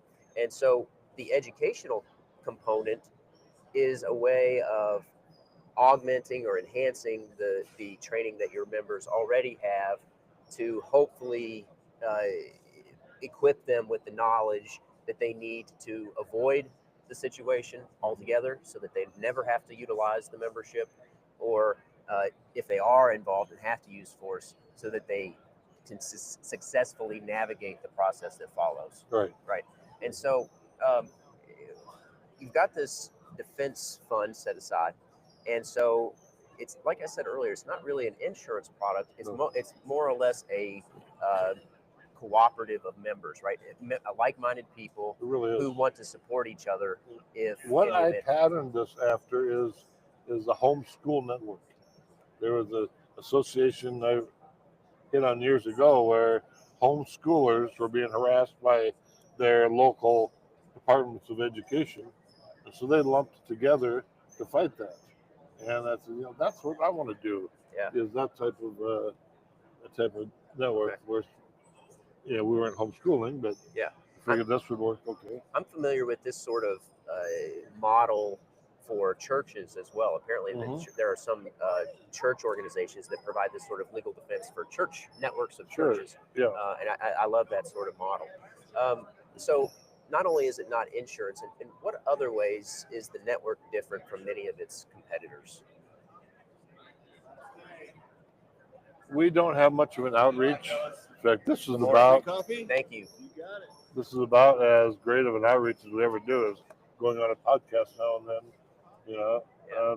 So we don't spend $1 million a year on advertising, marketing, yeah. Giving giveaways. There's one part of the industry who has to be giving you something, right, in order to entice you to become a member. Mm-hmm. We never had a giveaway. Yeah. So you build your membership organically, more organically than most other product offerings. But there are also differences. Some products won't help with bond. Some won't let you choose your attorney. Some want reimbursement if you're convicted at trial. Some won't help with appeal. Can you talk through some of those issues and what the network provides? Well, many of the companies out there have underwriters, insurance underwriters, and so those underwriters in an attempt to reduce their financial liability, make all kinds of provisions in the contracts. This is what we will do. This is what we will do. We won't do this. We won't do this. We won't do this. And so, boy, I didn't want to get involved with that at all. Yeah. And I'm pretty plain spoken. We don't even have a contract for people to sign. We just explain, listen, we will pay for your legal defense, assuming it was a reasonable use of force and self-defense. That's our contract. Yeah. You don't have a bunch of crap to go through, and there's no exclusions, that sort of thing. Yeah, but you do have a process, right? And you have a bunch of information on your website, which we'll get to Yeah. here in a little bit. But if a member is involved in a self-defense incident, what does the process look like for them? Okay, let's say you're a member, you got involved in a self-defense incident, and he says, "Oh hell, I better call the police," and I'm waiting for the police to show up. Maybe I should call ACLDN. So you call ACLDN, and this phone right here will ring. I've got it on me 24/7, 365, even Christmas Day. And we'll pick it up. If I'm not available, if I'm out on the lake fishing, maybe then my wife will pick it up. And we'll start your legal defense going. We'll find out a little bit about the case. Was it active self-defense? Yeah. Okay. Well, don't tell me all the details because that's discoverable information. But as long as it wasn't, as long as you didn't start the issue, you weren't the initial aggressor. Right now, this happened in my home. It's okay, fine. Well, just sit tight. And do you have an attorney to call? Yes or no. If not, then I will get to work finding you a good local attorney, and we do that. And typically, we'll have an attorney and a member hooked up within about 8 hours, maybe a lot less. One of our members' situation happened in Austin, Texas, where we had the attorney on his front lawn giving an interview to the press within a half an hour of the incident. Oh, wow. The police are still inside investigating. So we just happened to have a good local attorney. We called him up. Yeah, I'm free right now. Here's the address. Go. And, so we had legal representation immediately. And you have a network of affiliate attorneys. I'm one of the affiliate attorneys. My father, Mike, is also an affiliate. But you have that network nationwide, right? Mm-hmm. And one thing that you do that's unique is you also have an attorney question of the month that you do where your affiliate attorneys answer questions that members have about self-defense related issues. So in addition, we were talking about educational resources earlier. Yep. That's another excellent resource. But these are not, the affiliate attorneys are not exclusive. The members don't have to choose from an affiliate, correct? They can choose their own lawyer if they'd like, and the network won't prohibit that. I set this up for what I wanted in a program. I want to be able to use my own attorney. I don't want to be forced with any attorney. I want the ability to choose my own. And that's worked out very well for our members. A lot of times we'll recommend an attorney, but you don't have to use them. And we'll recommend one, or if you've got your own favorite attorney, or if you don't like your attorney to begin with, you can change. We had one member that changed attorneys. I'm just not getting along with this guy.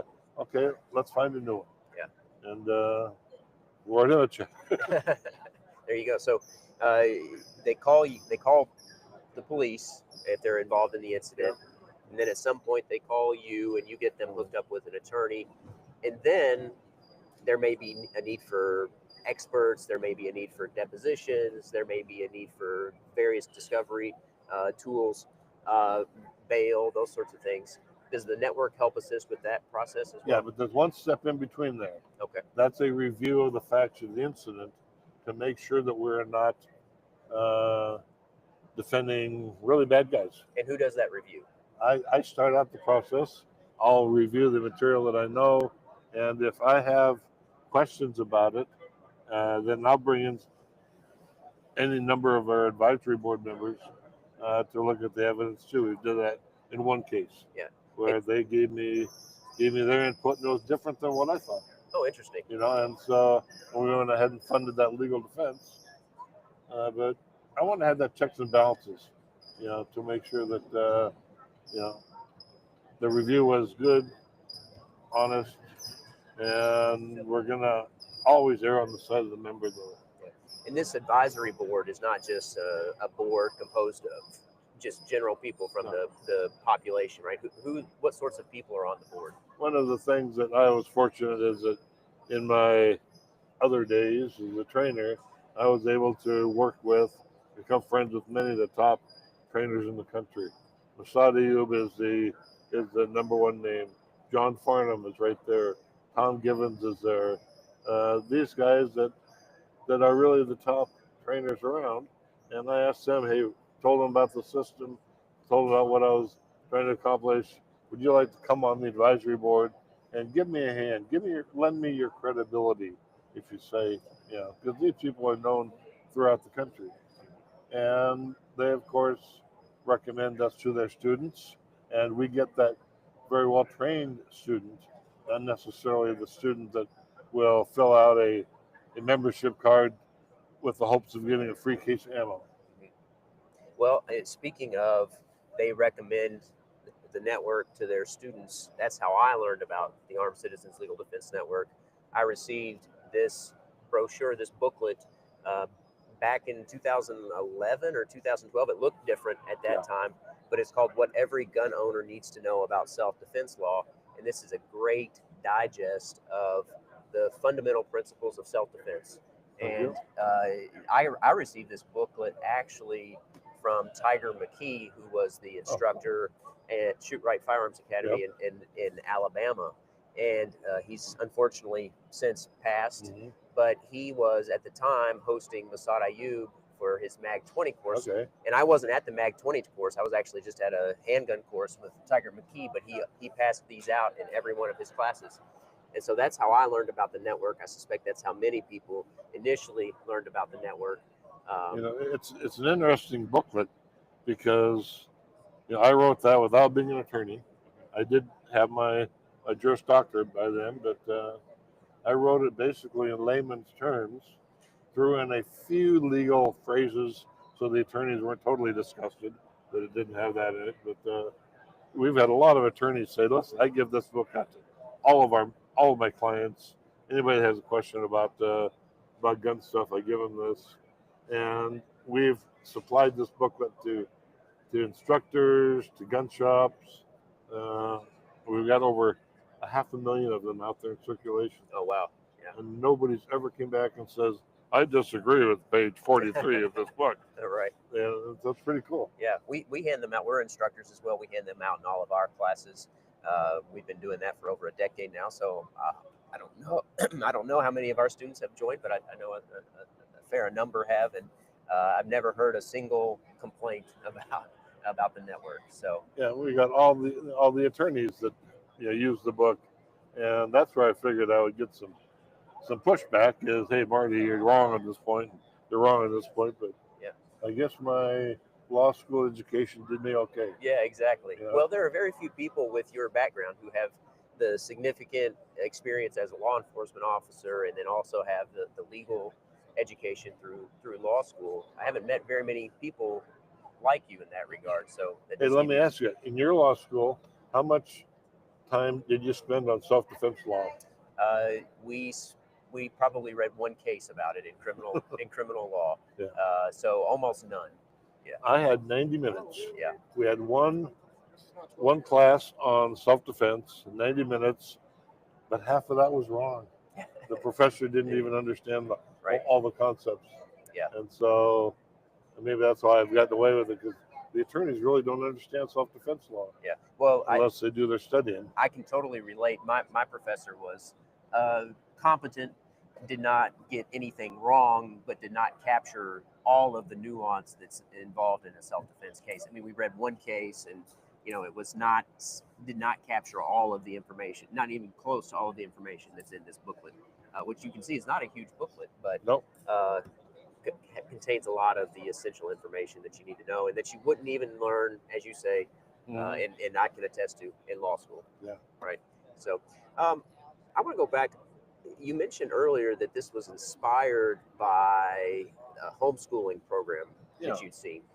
Was it also did you see this as a problem in your career as a law enforcement officer where innocent people got log jammed in the criminal justice system, or is it just a problem that you anticipated might come up and that people might I see a didn't need see for? it in my law enforcement career because, frankly, there's not that many people get in self-defense shootings, and most of those are adjudicated just fine.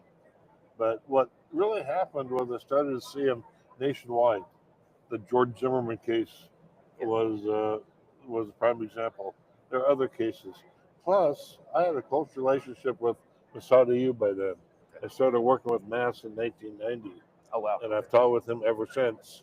And he would tell me about cases that he's involved with as an expert witness, where a person used force in self-defense, and I realized there's a lot more of these that go on that we don't hear about.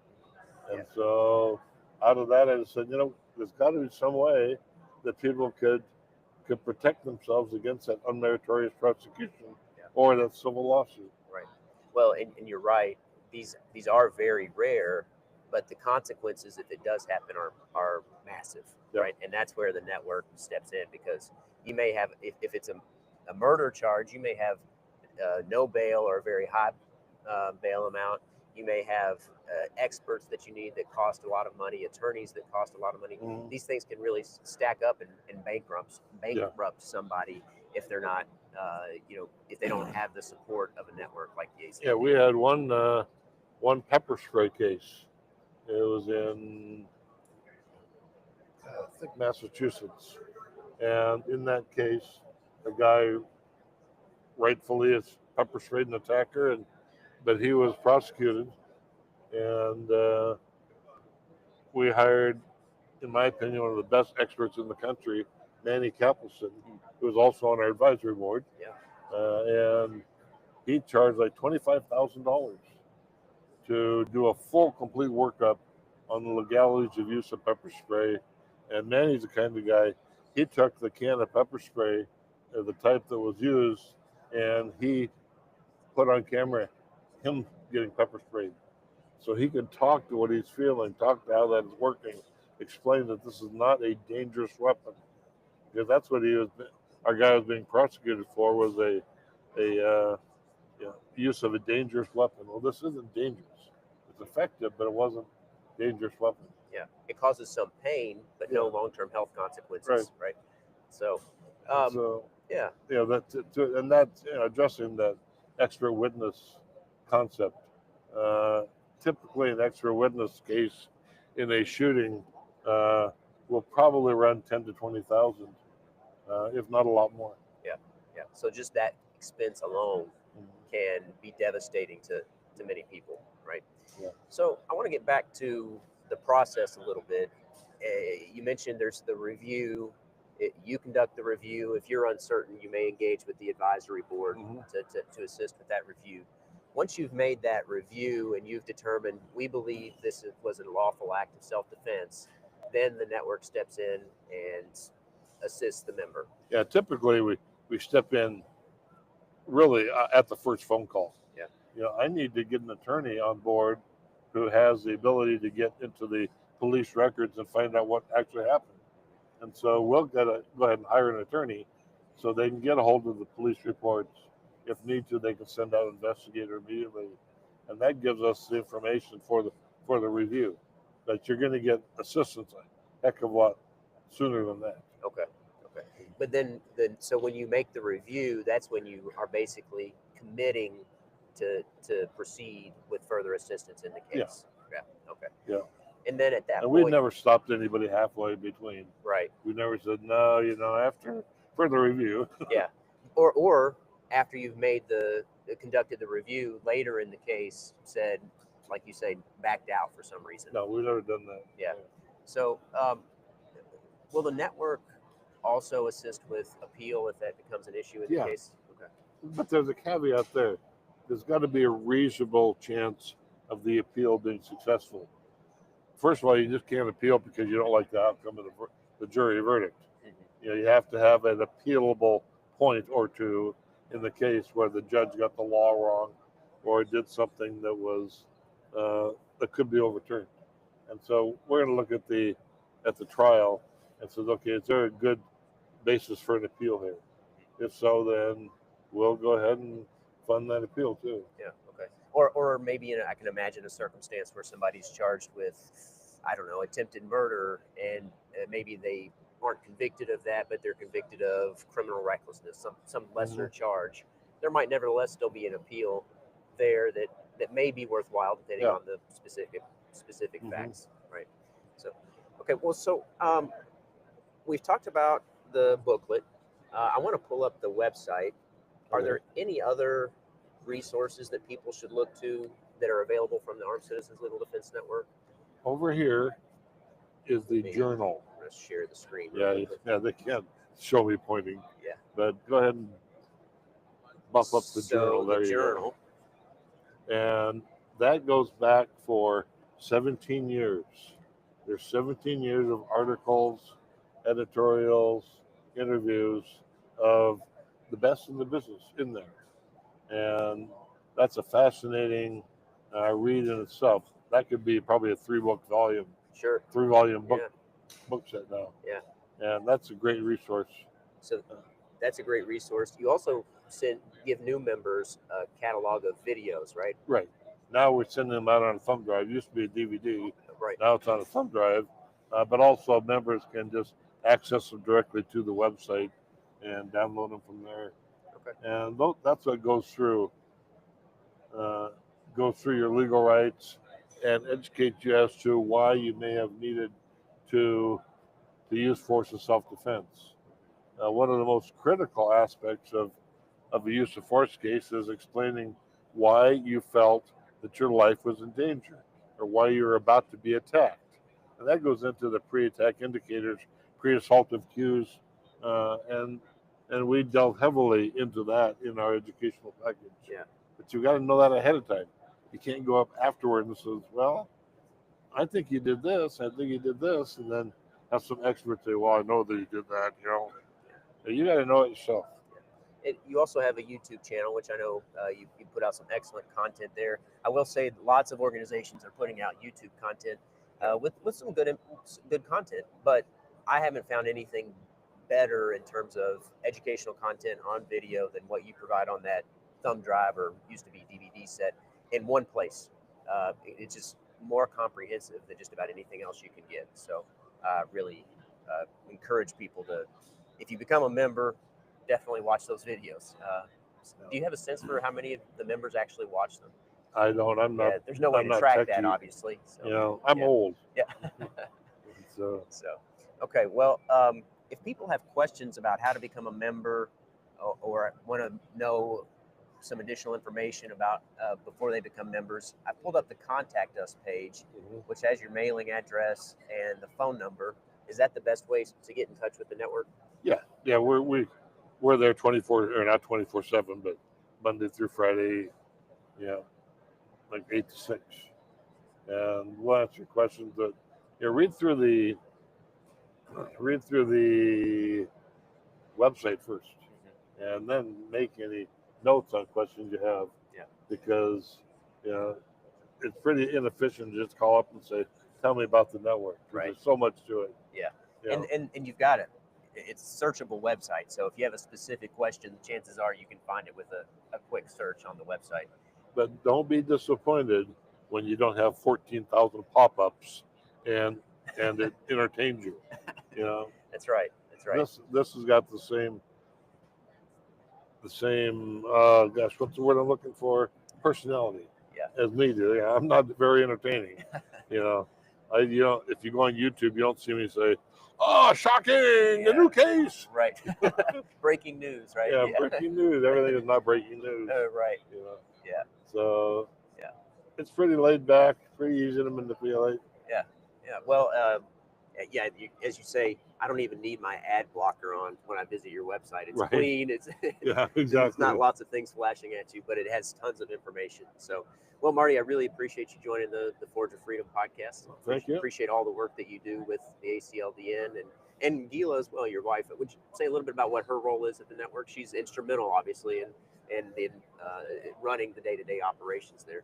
Yeah, my wife Gila Hayes is tremendous as far as running the day-to-day operations of the network. Without her, the network wouldn't exist. It was my idea, and I still am happy to continue to lead it. But she does the main work, and she supervises our staff of employees, and Yeah. nothing more I can say. She's the boss. Yeah, fantastic. And I know you've got some other great team members as well. So great people. Like I said, I've never heard a single complaint from the people who have joined the network. So Good. thanks again, Marty. I appreciate your If time. you do, I want to know about it. I will let you know. Okay. Yeah. Well, thanks again, Marty. You betcha. Really appreciate it. And thanks everybody for tuning in. We have one more guest left today. We'll take a brief break and we'll be back here shortly.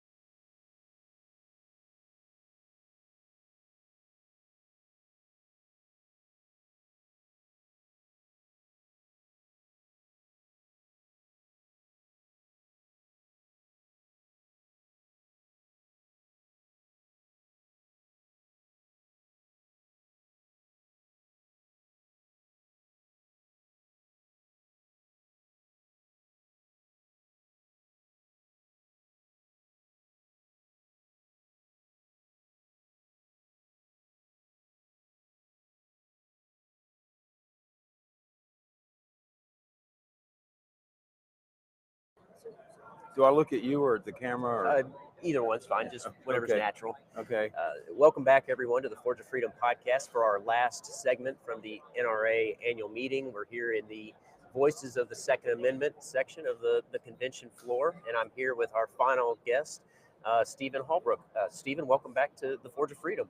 Thank you. There's a lot of voices going on around here, so Yeah, I hope everybody can hear this okay. that's right. Yeah, I've been testing the audio over the last few days, and it seems like it's been coming through okay. All right. So I want to remind everybody we have been live streaming the last 3 days, but each segment will be coming out as an individual segment by podcast and on YouTube, Rumble, and Facebook after the show sometime later next week, including this segment with Mr. Holbrook. So Okay. All right.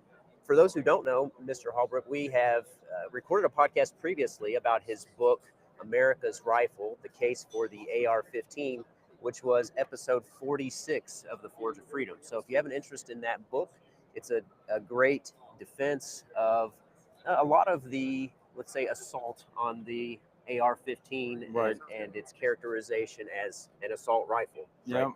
And Stephen provides a great deal of citations for his work and the claims that he makes in it. And I think it's a great resource for people who want to be more well-equipped and educated about the AR-15 and America's rifle. So, And why it's constitutionally protected. and why it's caution. And Exactly. it's just a rifle. Hello. There's no assault to it. Right. Unless somebody assaults somebody, which you can do with a broom or a mop. Right. Exactly. So certainly highly recommend that book. And if you're interested in the podcast as well, episode 46 of the Forge of Freedom. So with that being said, if you would tell us a little bit about yourself. You've got extensive history in working to protect the Second Amendment. You've also written a number of books, one which we've alluded to. If you would just tell us, the viewers, a little bit about who you are, and then we'll get into the meat of the topic for today about the current posture of Second Amendment cases that are pending in federal courts nationwide. I became interested in the Second Amendment basically as a teenager, I would think you would say, because I was in summer camp and we had the junior NRA rifle program, and you get the medals and everything. You go from marksman first class, sharpshooter, and all that. And we used single shot bolt action 22s. And by the time I got into college, this was in the second half of the 60s, the stuff hit the fan in terms of all the gun control proposals. And so I became an NRA member, adult member at that point. And they had a lot of legislative updates and what was going on. And if you turn the clock back, the Gun Control Act was pretty radical what passed, but at the time, a lot worse was being proposed, like universal registration of all handguns. What constitutional power does the federal government have to do that? But every registration bill was defeated. And not only then, but later, when we turned the clock up to 1986, the Firearms Owners Protection Act, there's a provision prohibiting registration. And then when the Brady Act passed, there's another prohibition on registration, like the Attorney General does the background checks, and it's prohibited to keep a database of gun owners. So there's been a lot of progress. I worked on a number of cases. A little bit more background. I got a PhD in philosophy at Florida State University, and then my JD law degree from Georgetown in Washington, D.C.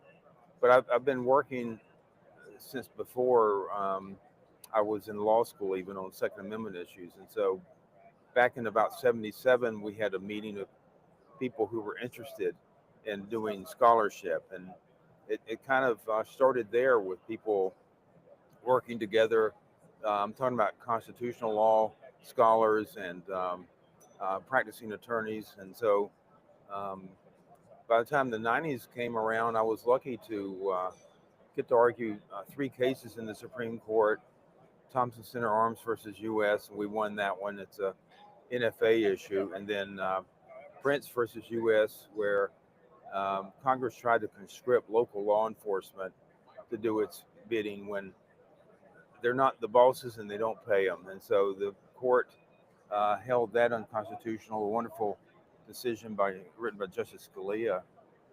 And then the Waco tragedy, the criminal case that came out of that, I did that case and we won that one.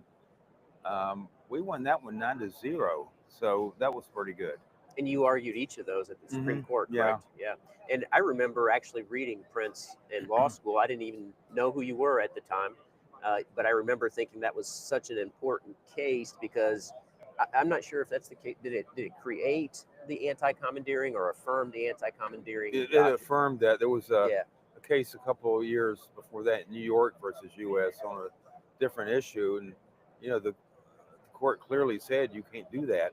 So what do they do it anyway? Right. Like that's never stopped them from doing anything bad, has it? So we got an even better decision and extension of that holding that the states and localities don't work for the feds. Yeah.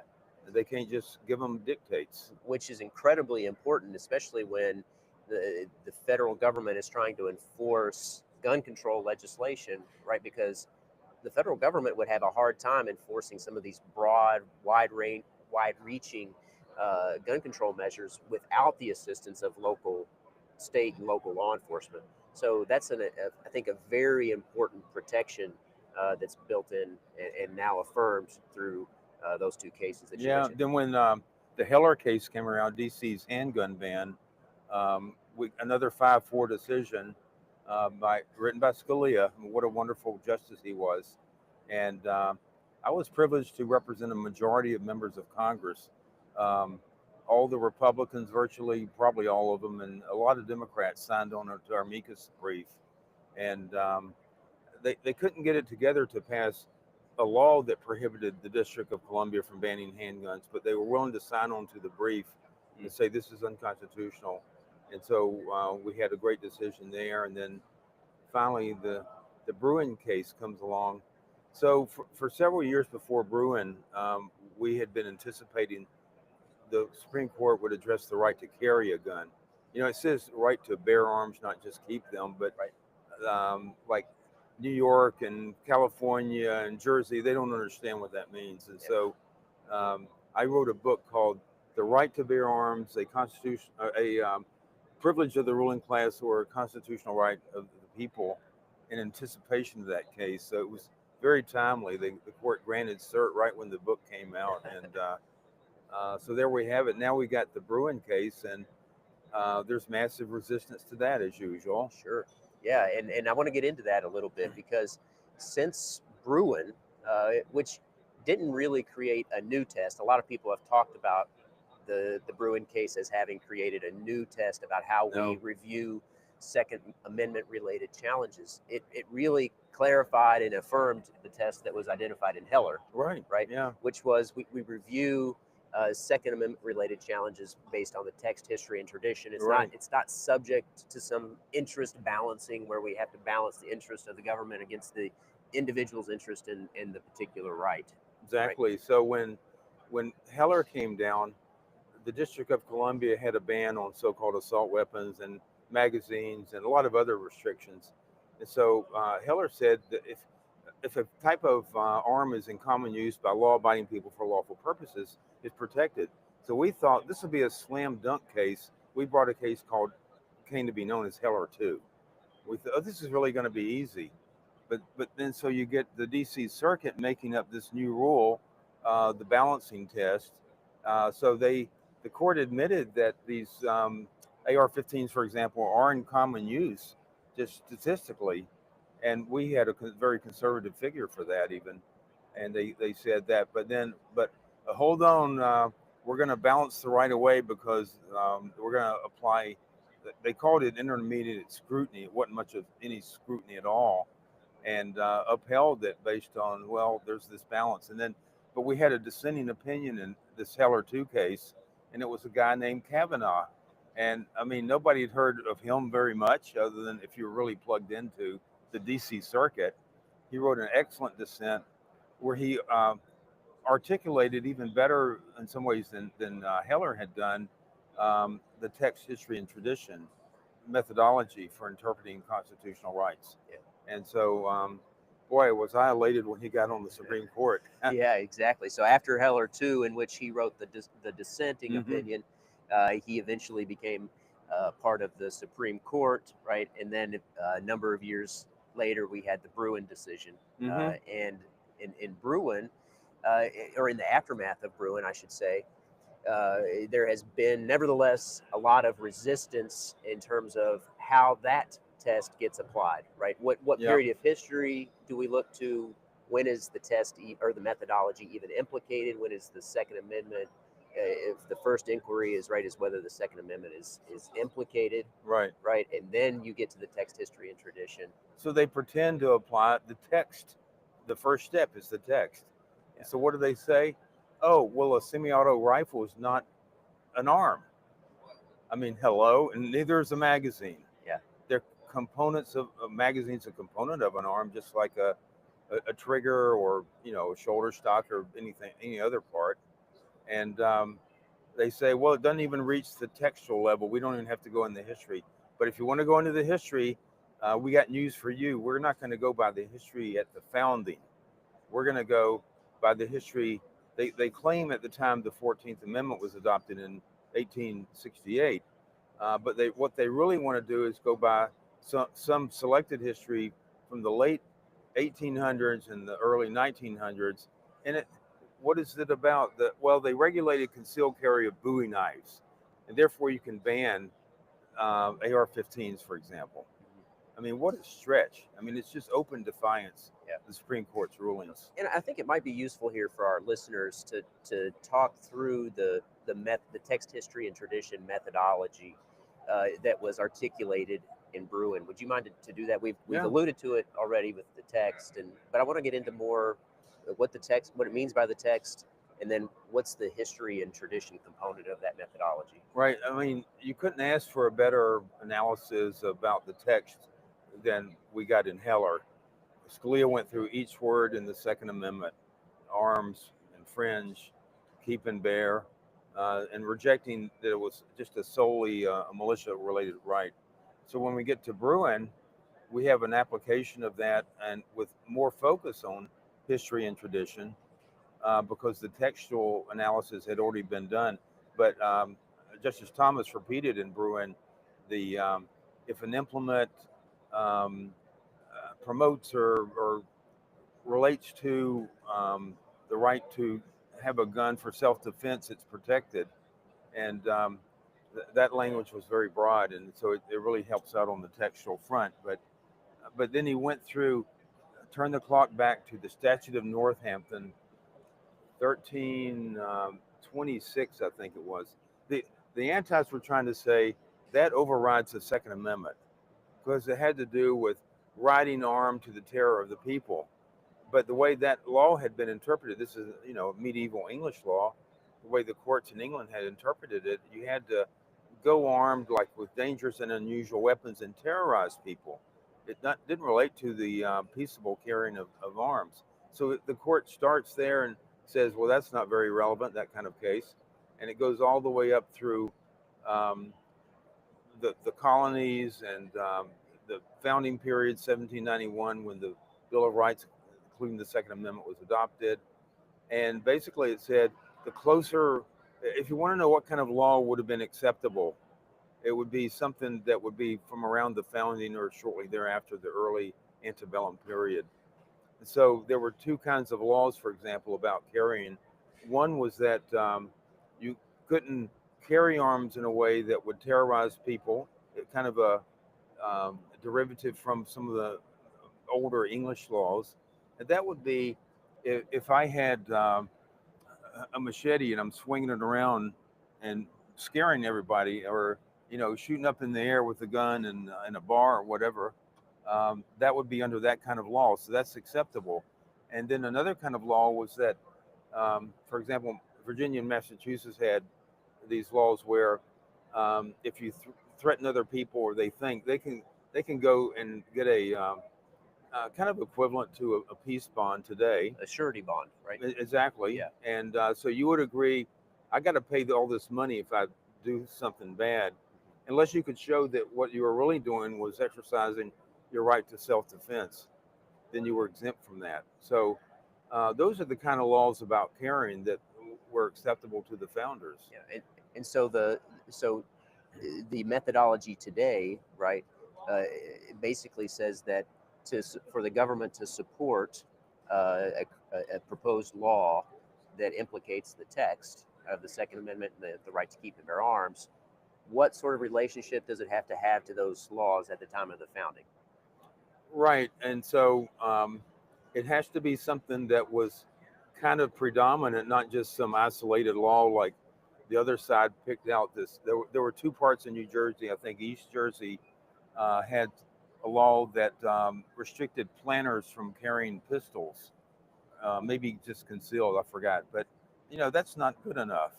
But these surety laws and the riding armed to the terror of the people, those kinds of laws, those were pretty universal.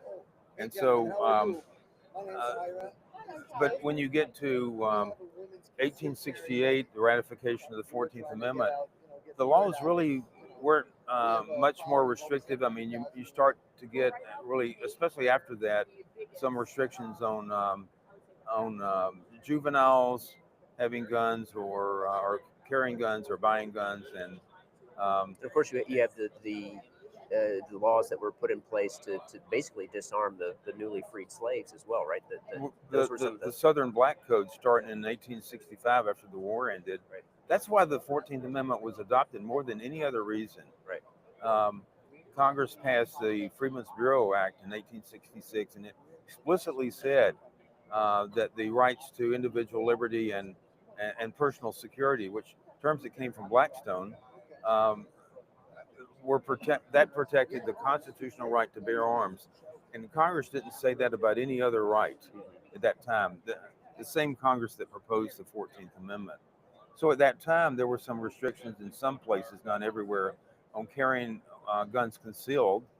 But the 14th Amendment, well, the Civil Rights Act of 1866 before that really invalidated these Southern Black Codes. In the northern states, by and large, there were no concealed weapon prohibitions. Finally, you get to the Sullivan Law in 1911, New York, where you had to have a license to even keep a gun in your home, and especially to carry. And then the way that developed, nobody could get a license unless you were really important, like a privileged person, a billionaire or a movie star, a celebrity, or if you paid the New York City licensing division bribes, right? Cash, prostitutes, Caribbean vacations. So there was a corrupt system, and that's what Bruin did away with. But in the point in discussing these time periods, right, is that part of the text history and tradition methodology is that the proposed gun regulation is supposed to have been analogous to those prohibitions that were in place at the time of the founding. In particular, that's what some argue.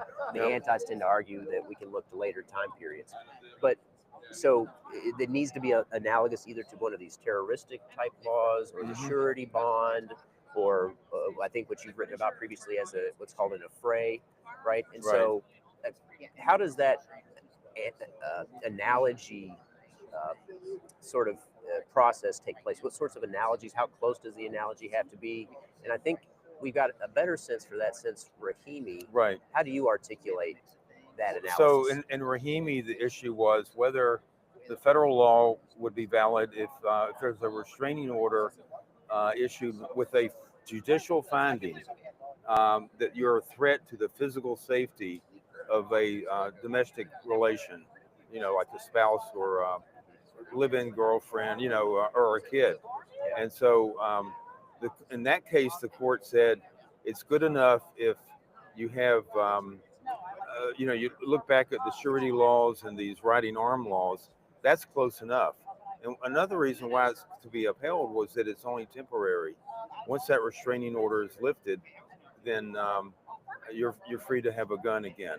And so the court thought that was good enough. Now, Justice Thomas dissented because he didn't think that these cases were now sufficiently analogous.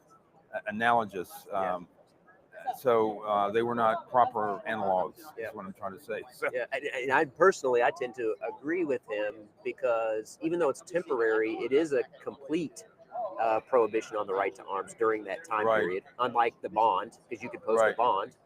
And there's no criminal component because it's a civil determination, oftentimes without a hearing, sometimes with a hearing, but Right. nevertheless, it's a civil determination. So it's analogous, but like we're talking about, how close does the analogy have to be? And as you said, the Supreme Court was satisfied that. Yeah, you know, it was a close case, Mhm, and Rahimi was not somebody you would want to be the next door neighbor. sure. And he had state charges pending, which were more serious than the federal charge. You know, he shot up a convenience or a fast food place because they wouldn't accept his friend's credit card. He did all kinds of things. And what got him in trouble with the restraining order was he was, you know, beating up his girlfriend. And so they didn't even have a hearing. He just accepted it like many people do. Right. One problem with this, um, if had another case been before the court, like, um, yeah, I'll agree not to interfere with or harass my spouse that I'm getting a divorce from, and mutually we can both sign on to that. Why would we want to do that? And then you're under this restraining order, so that's where it can be really overly broad. But Right. that'll have to be worked out. And there's another way to get the federal ban, which is if there's a court order without any need for a finding restraining you from doing something bad.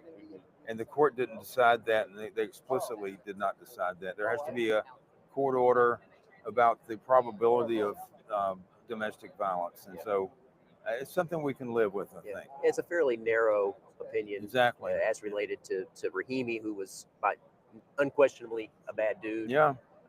But nevertheless, we did get some insight about how close the analogy, how similar the current proposed ban has to be compared to the bans at the time of the founding. Right. Exactly. So anyway, in the wake of, well, most people know who have watched this podcast know that there's been very little Second Amendment litigation until Heller, but there's been even more in the wake of Bruin and Rahimi. Can you tell us a little bit about what's currently circulating around the federal courts, what you're most interested in, and what you think has the best chance of making its way to the Supreme Court? There are a few in front of the Supreme Court right now, but not some of the ones that most people are interested in. Well, I think the two most important issues, because they're outright state bans, would be bans on commonly possessed semi-automatic rifles that they like to call assault weapons, and then magazine bans. If it holds more than 10 rounds, then it's prohibited. You know, it gets you in prison. So there's, I think there were 5 states had bans before Bruin, and then once Bruin was decided, even more states enacted it. Like, they didn't get the memo. I think Delaware passed a ban, for example, about 3 days after Bruin was decided, and then Rhode Island. So anyway, there's 2 cases pending. The Supreme Court is interested in them because they keep relisting them instead of just denying cert. One is this Snoop case, the Maryland so-called assault weapon ban, upheld by the Fourth Circuit, and then what is it, Island Tactical in Rhode Island? Ocean Tactical, yeah. The magazine ban. Okay. And the court has rejected most other Second Amendment cases. That they just rejected the Eighth Circuit, I think it is, Minnesota, the ban on. I'm glad you brought that up. The age requirement, right? Yeah, there's whether for federal FFL sales or for carry permits or whatever. A lot of jurisdictions have a requirement you have to be at least 21, and so the court, lower court, invalidated that. There's another circuit that validated that, and then there's the 11th Circuit upheld it, and so it sounds like the court doesn't want to hear that issue right now, but I don't know. We'll see. The good news, though, is that the circuit court in that case, they turned down the ban, right? And exactly, they overturned the ban. So they overturned the ban, and so this by the Supreme Court denying that case, that leaves the ban or overturning the ban in place, right? Yeah, so Minnesota or can't have this age requirement. Yeah, and if you think about it, the reason that was overturned at the founding, you couldn't have a clear precedent or analogy. If you were 18 to, I think, 42 or something like that, you had to have a gun. You had to have a musket or a rifle, or if you were a horseman, you had to have a pair of pistols, and you had to enroll in the militia. And the whole purpose of that was they didn't like standing armies, and they wanted an armed citizenry to repel invasion or overturn tyranny, which is what we did in the American Revolution. And so to say that you can criminalize having a gun or carrying a gun or buying a gun at that age is something that has no historical support. Right. So it's clearly not supported by the text, the history, or the tradition of the Second Right. Amendment. Right. So the important thing, as compared to the age ban that we were just talking about, is that in Ocean Tactical and in the Snope case, the circuit courts upheld the ban. And so the Supreme Court's relisting of those requests for certiorari is important. People care about that because right now those bans are still in place. Right. Before we get our hopes up, I mean, at best, the Supreme Court will grant cert and then overturn these bans. But they might not be ready for this. I don't know. And so I won't call it a worst case because it would still be valuable. If they deny cert, you can bet your bottom dollar Thomas, Alito, maybe Kavanaugh, they'll write dissents from denial of certiorari. And sometimes they can be a roadmap, just like Kavanaugh's dissent in the DC Circuit case. That's a roadmap for how these cases should be decided. And so if you go back before Bruin, Thomas repeatedly wrote dissents from denial of cert on the carry issue, California's ban in particular. So it's a valuable resource to have even a minority of justices saying the right thing about, why the Supreme Court needs to resolve this issue and why this right is protected. Do you have any sense for why they continue to relist it rather than simply deny or accept certiorari? Well, I mean, yeah, it could be they're still thinking about taking the cases, or it could be Thomas is taking a while to write his dissent. So, but one more thing, they're going to resolve the Mexico case, Estados Unidos Mexicano versus Smith and Wesson. That's going to be a good decision. Yeah. The oral argument went really good, and I think we've got at least 7-2. I mean, you might have Sotomayor and Jackson dissent. I'm thinking Kagan. She asked some hostile questions to the attorney for Mexico. Can you tell us what the basic issue is in that case? Well, if you go back, starting in the 80s, the antis started filing lawsuits against gun manufacturers and dealers for making guns. Yeah. Whenever you have a product in society, there's going to be a small amount of misuse of that product. It could be alcoholic beverages, it could be automobiles.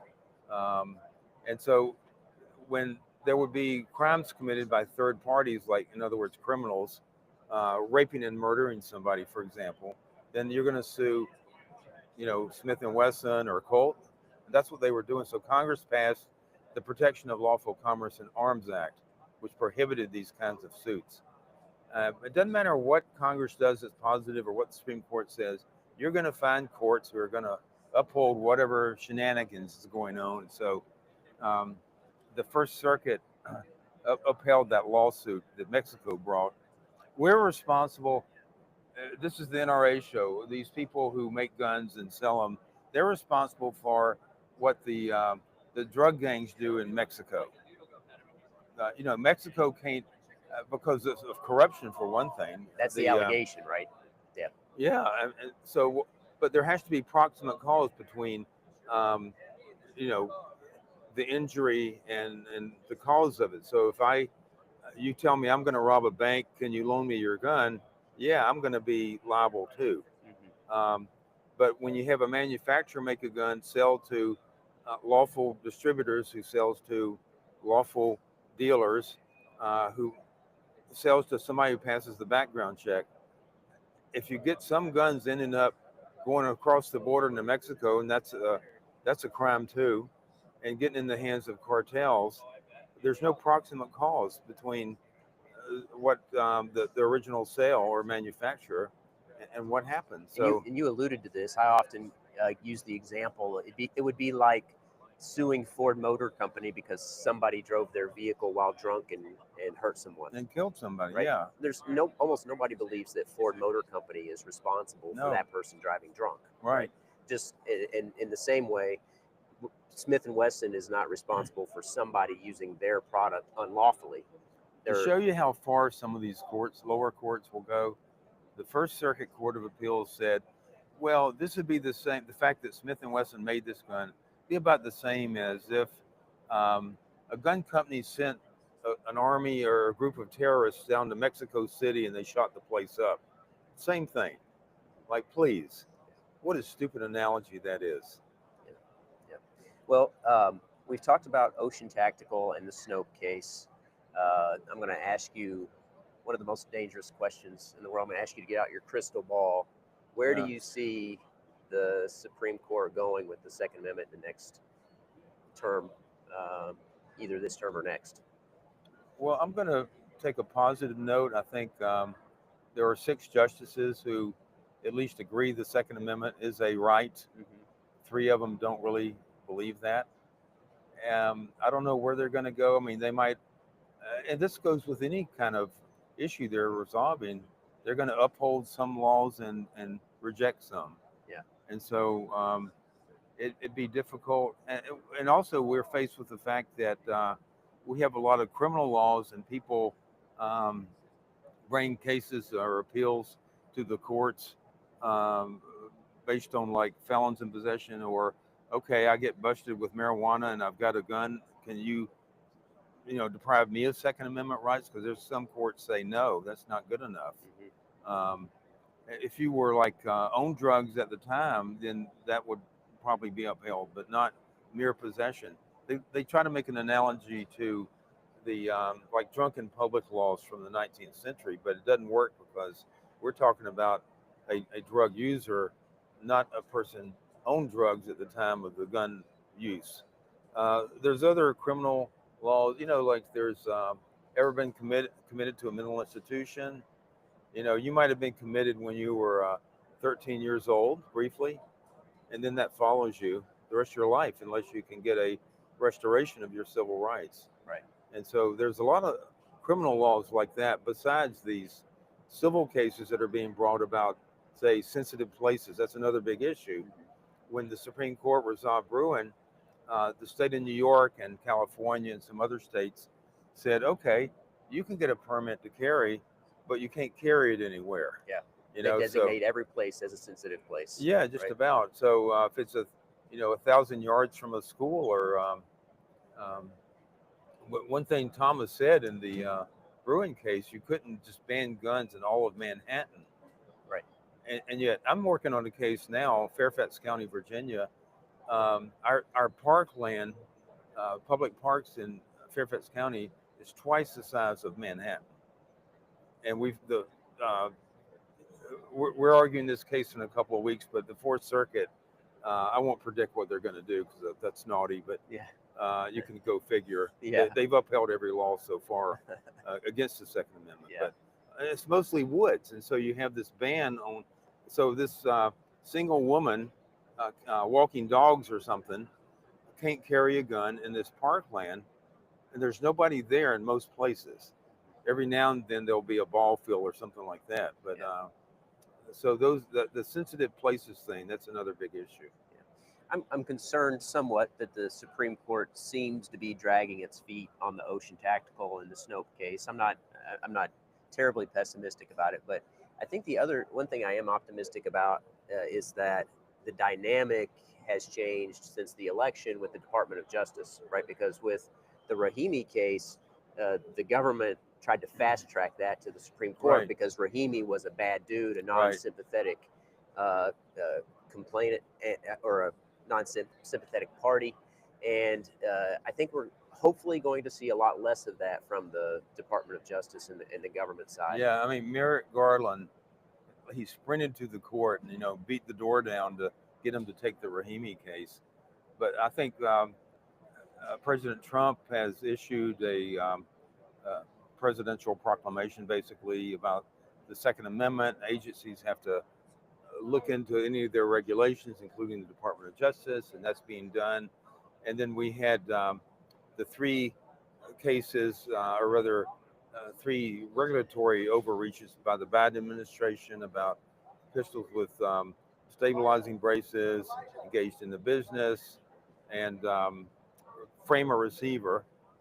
The court resolved the frame a receiver issue with basically a nothing burger decision. Yeah. But I think Pam Bondi's going to turn the tables around. I think the new chief counsel at ATF is a Second Amendment scholar who I know, and he's very good on the issues. He knows Joseph Greenlee. No, he's Isla. Oh, Isla. That's NRA right. I'm sorry. Isla. Yeah. Who's at ATF? It's Oh, I apologize. I remember who you're talking about. Shoot. Robert Leiter. Leiter. That's right. Yeah. Yes. He's some of his scholarship has been cited in Supreme Court cases on the Yes. Second Amendment. Yeah. Really good guy. So I think he spoke at the NRA legal seminar, at least on a couple of occasions. Yeah. Yeah. Yep. And so we'll see some changes. I think I don't think the administration is going to do anything bad. Like they were pushing the envelope under Biden, trying to make things as worse as possible. And you make one mistake as an FFL, they're going to revoke your license. Yeah. That's been done away with now, that policy.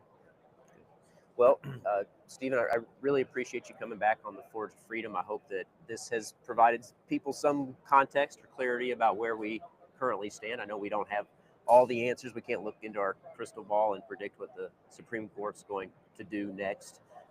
But I hope that people have a better understanding of where we currently stand. So do you have any parting thoughts about what you're looking for or what? Well, remember the man in you too much case, the future's not ours to see. And Yes. so that's kind of where I stand on predicting Supreme Court action. But I do think on the Mexico case, that's going to be positive.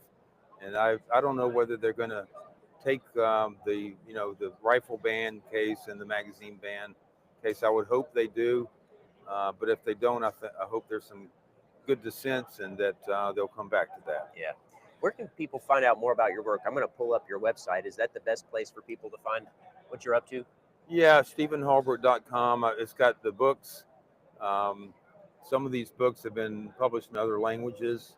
I've got a big following in Brazil. A couple of my books on Nazi gun control were translated into Portuguese. And so I've always thought that this is an international right, the right to resist tyranny and to have arms for self-defense. And I've always thought that we really should be present in Europe and in other countries in terms of trying to spread the Second Amendment gospel, so to speak. Yeah. And it's really an individual right of It's all. a human right, Of basic human all right. people, right? So the more we can, spread these ideas worldwide, the better. Yeah. All right. Well, Stephen, I really appreciate you coming on the Yeah. Forge of Freedom. Thank you for taking having me. time. Good Enjoyed to the talk to you again. Yeah, exactly. Well, everybody, thanks for tuning in. This is going to conclude our time here at the Voices of the Second Amendment from the NRA annual meeting. I hope you enjoyed the conversations that we've had here this weekend. I'll be releasing each of these conversations in individual episodes sometime next week. So stay tuned for those. As always, you can find us at forgeoffreedom.com and on X, YouTube, and Facebook at Forge of Freedom. Thanks, everybody, and until next time, remember, you are the Forge of Freedom. All right, you got it.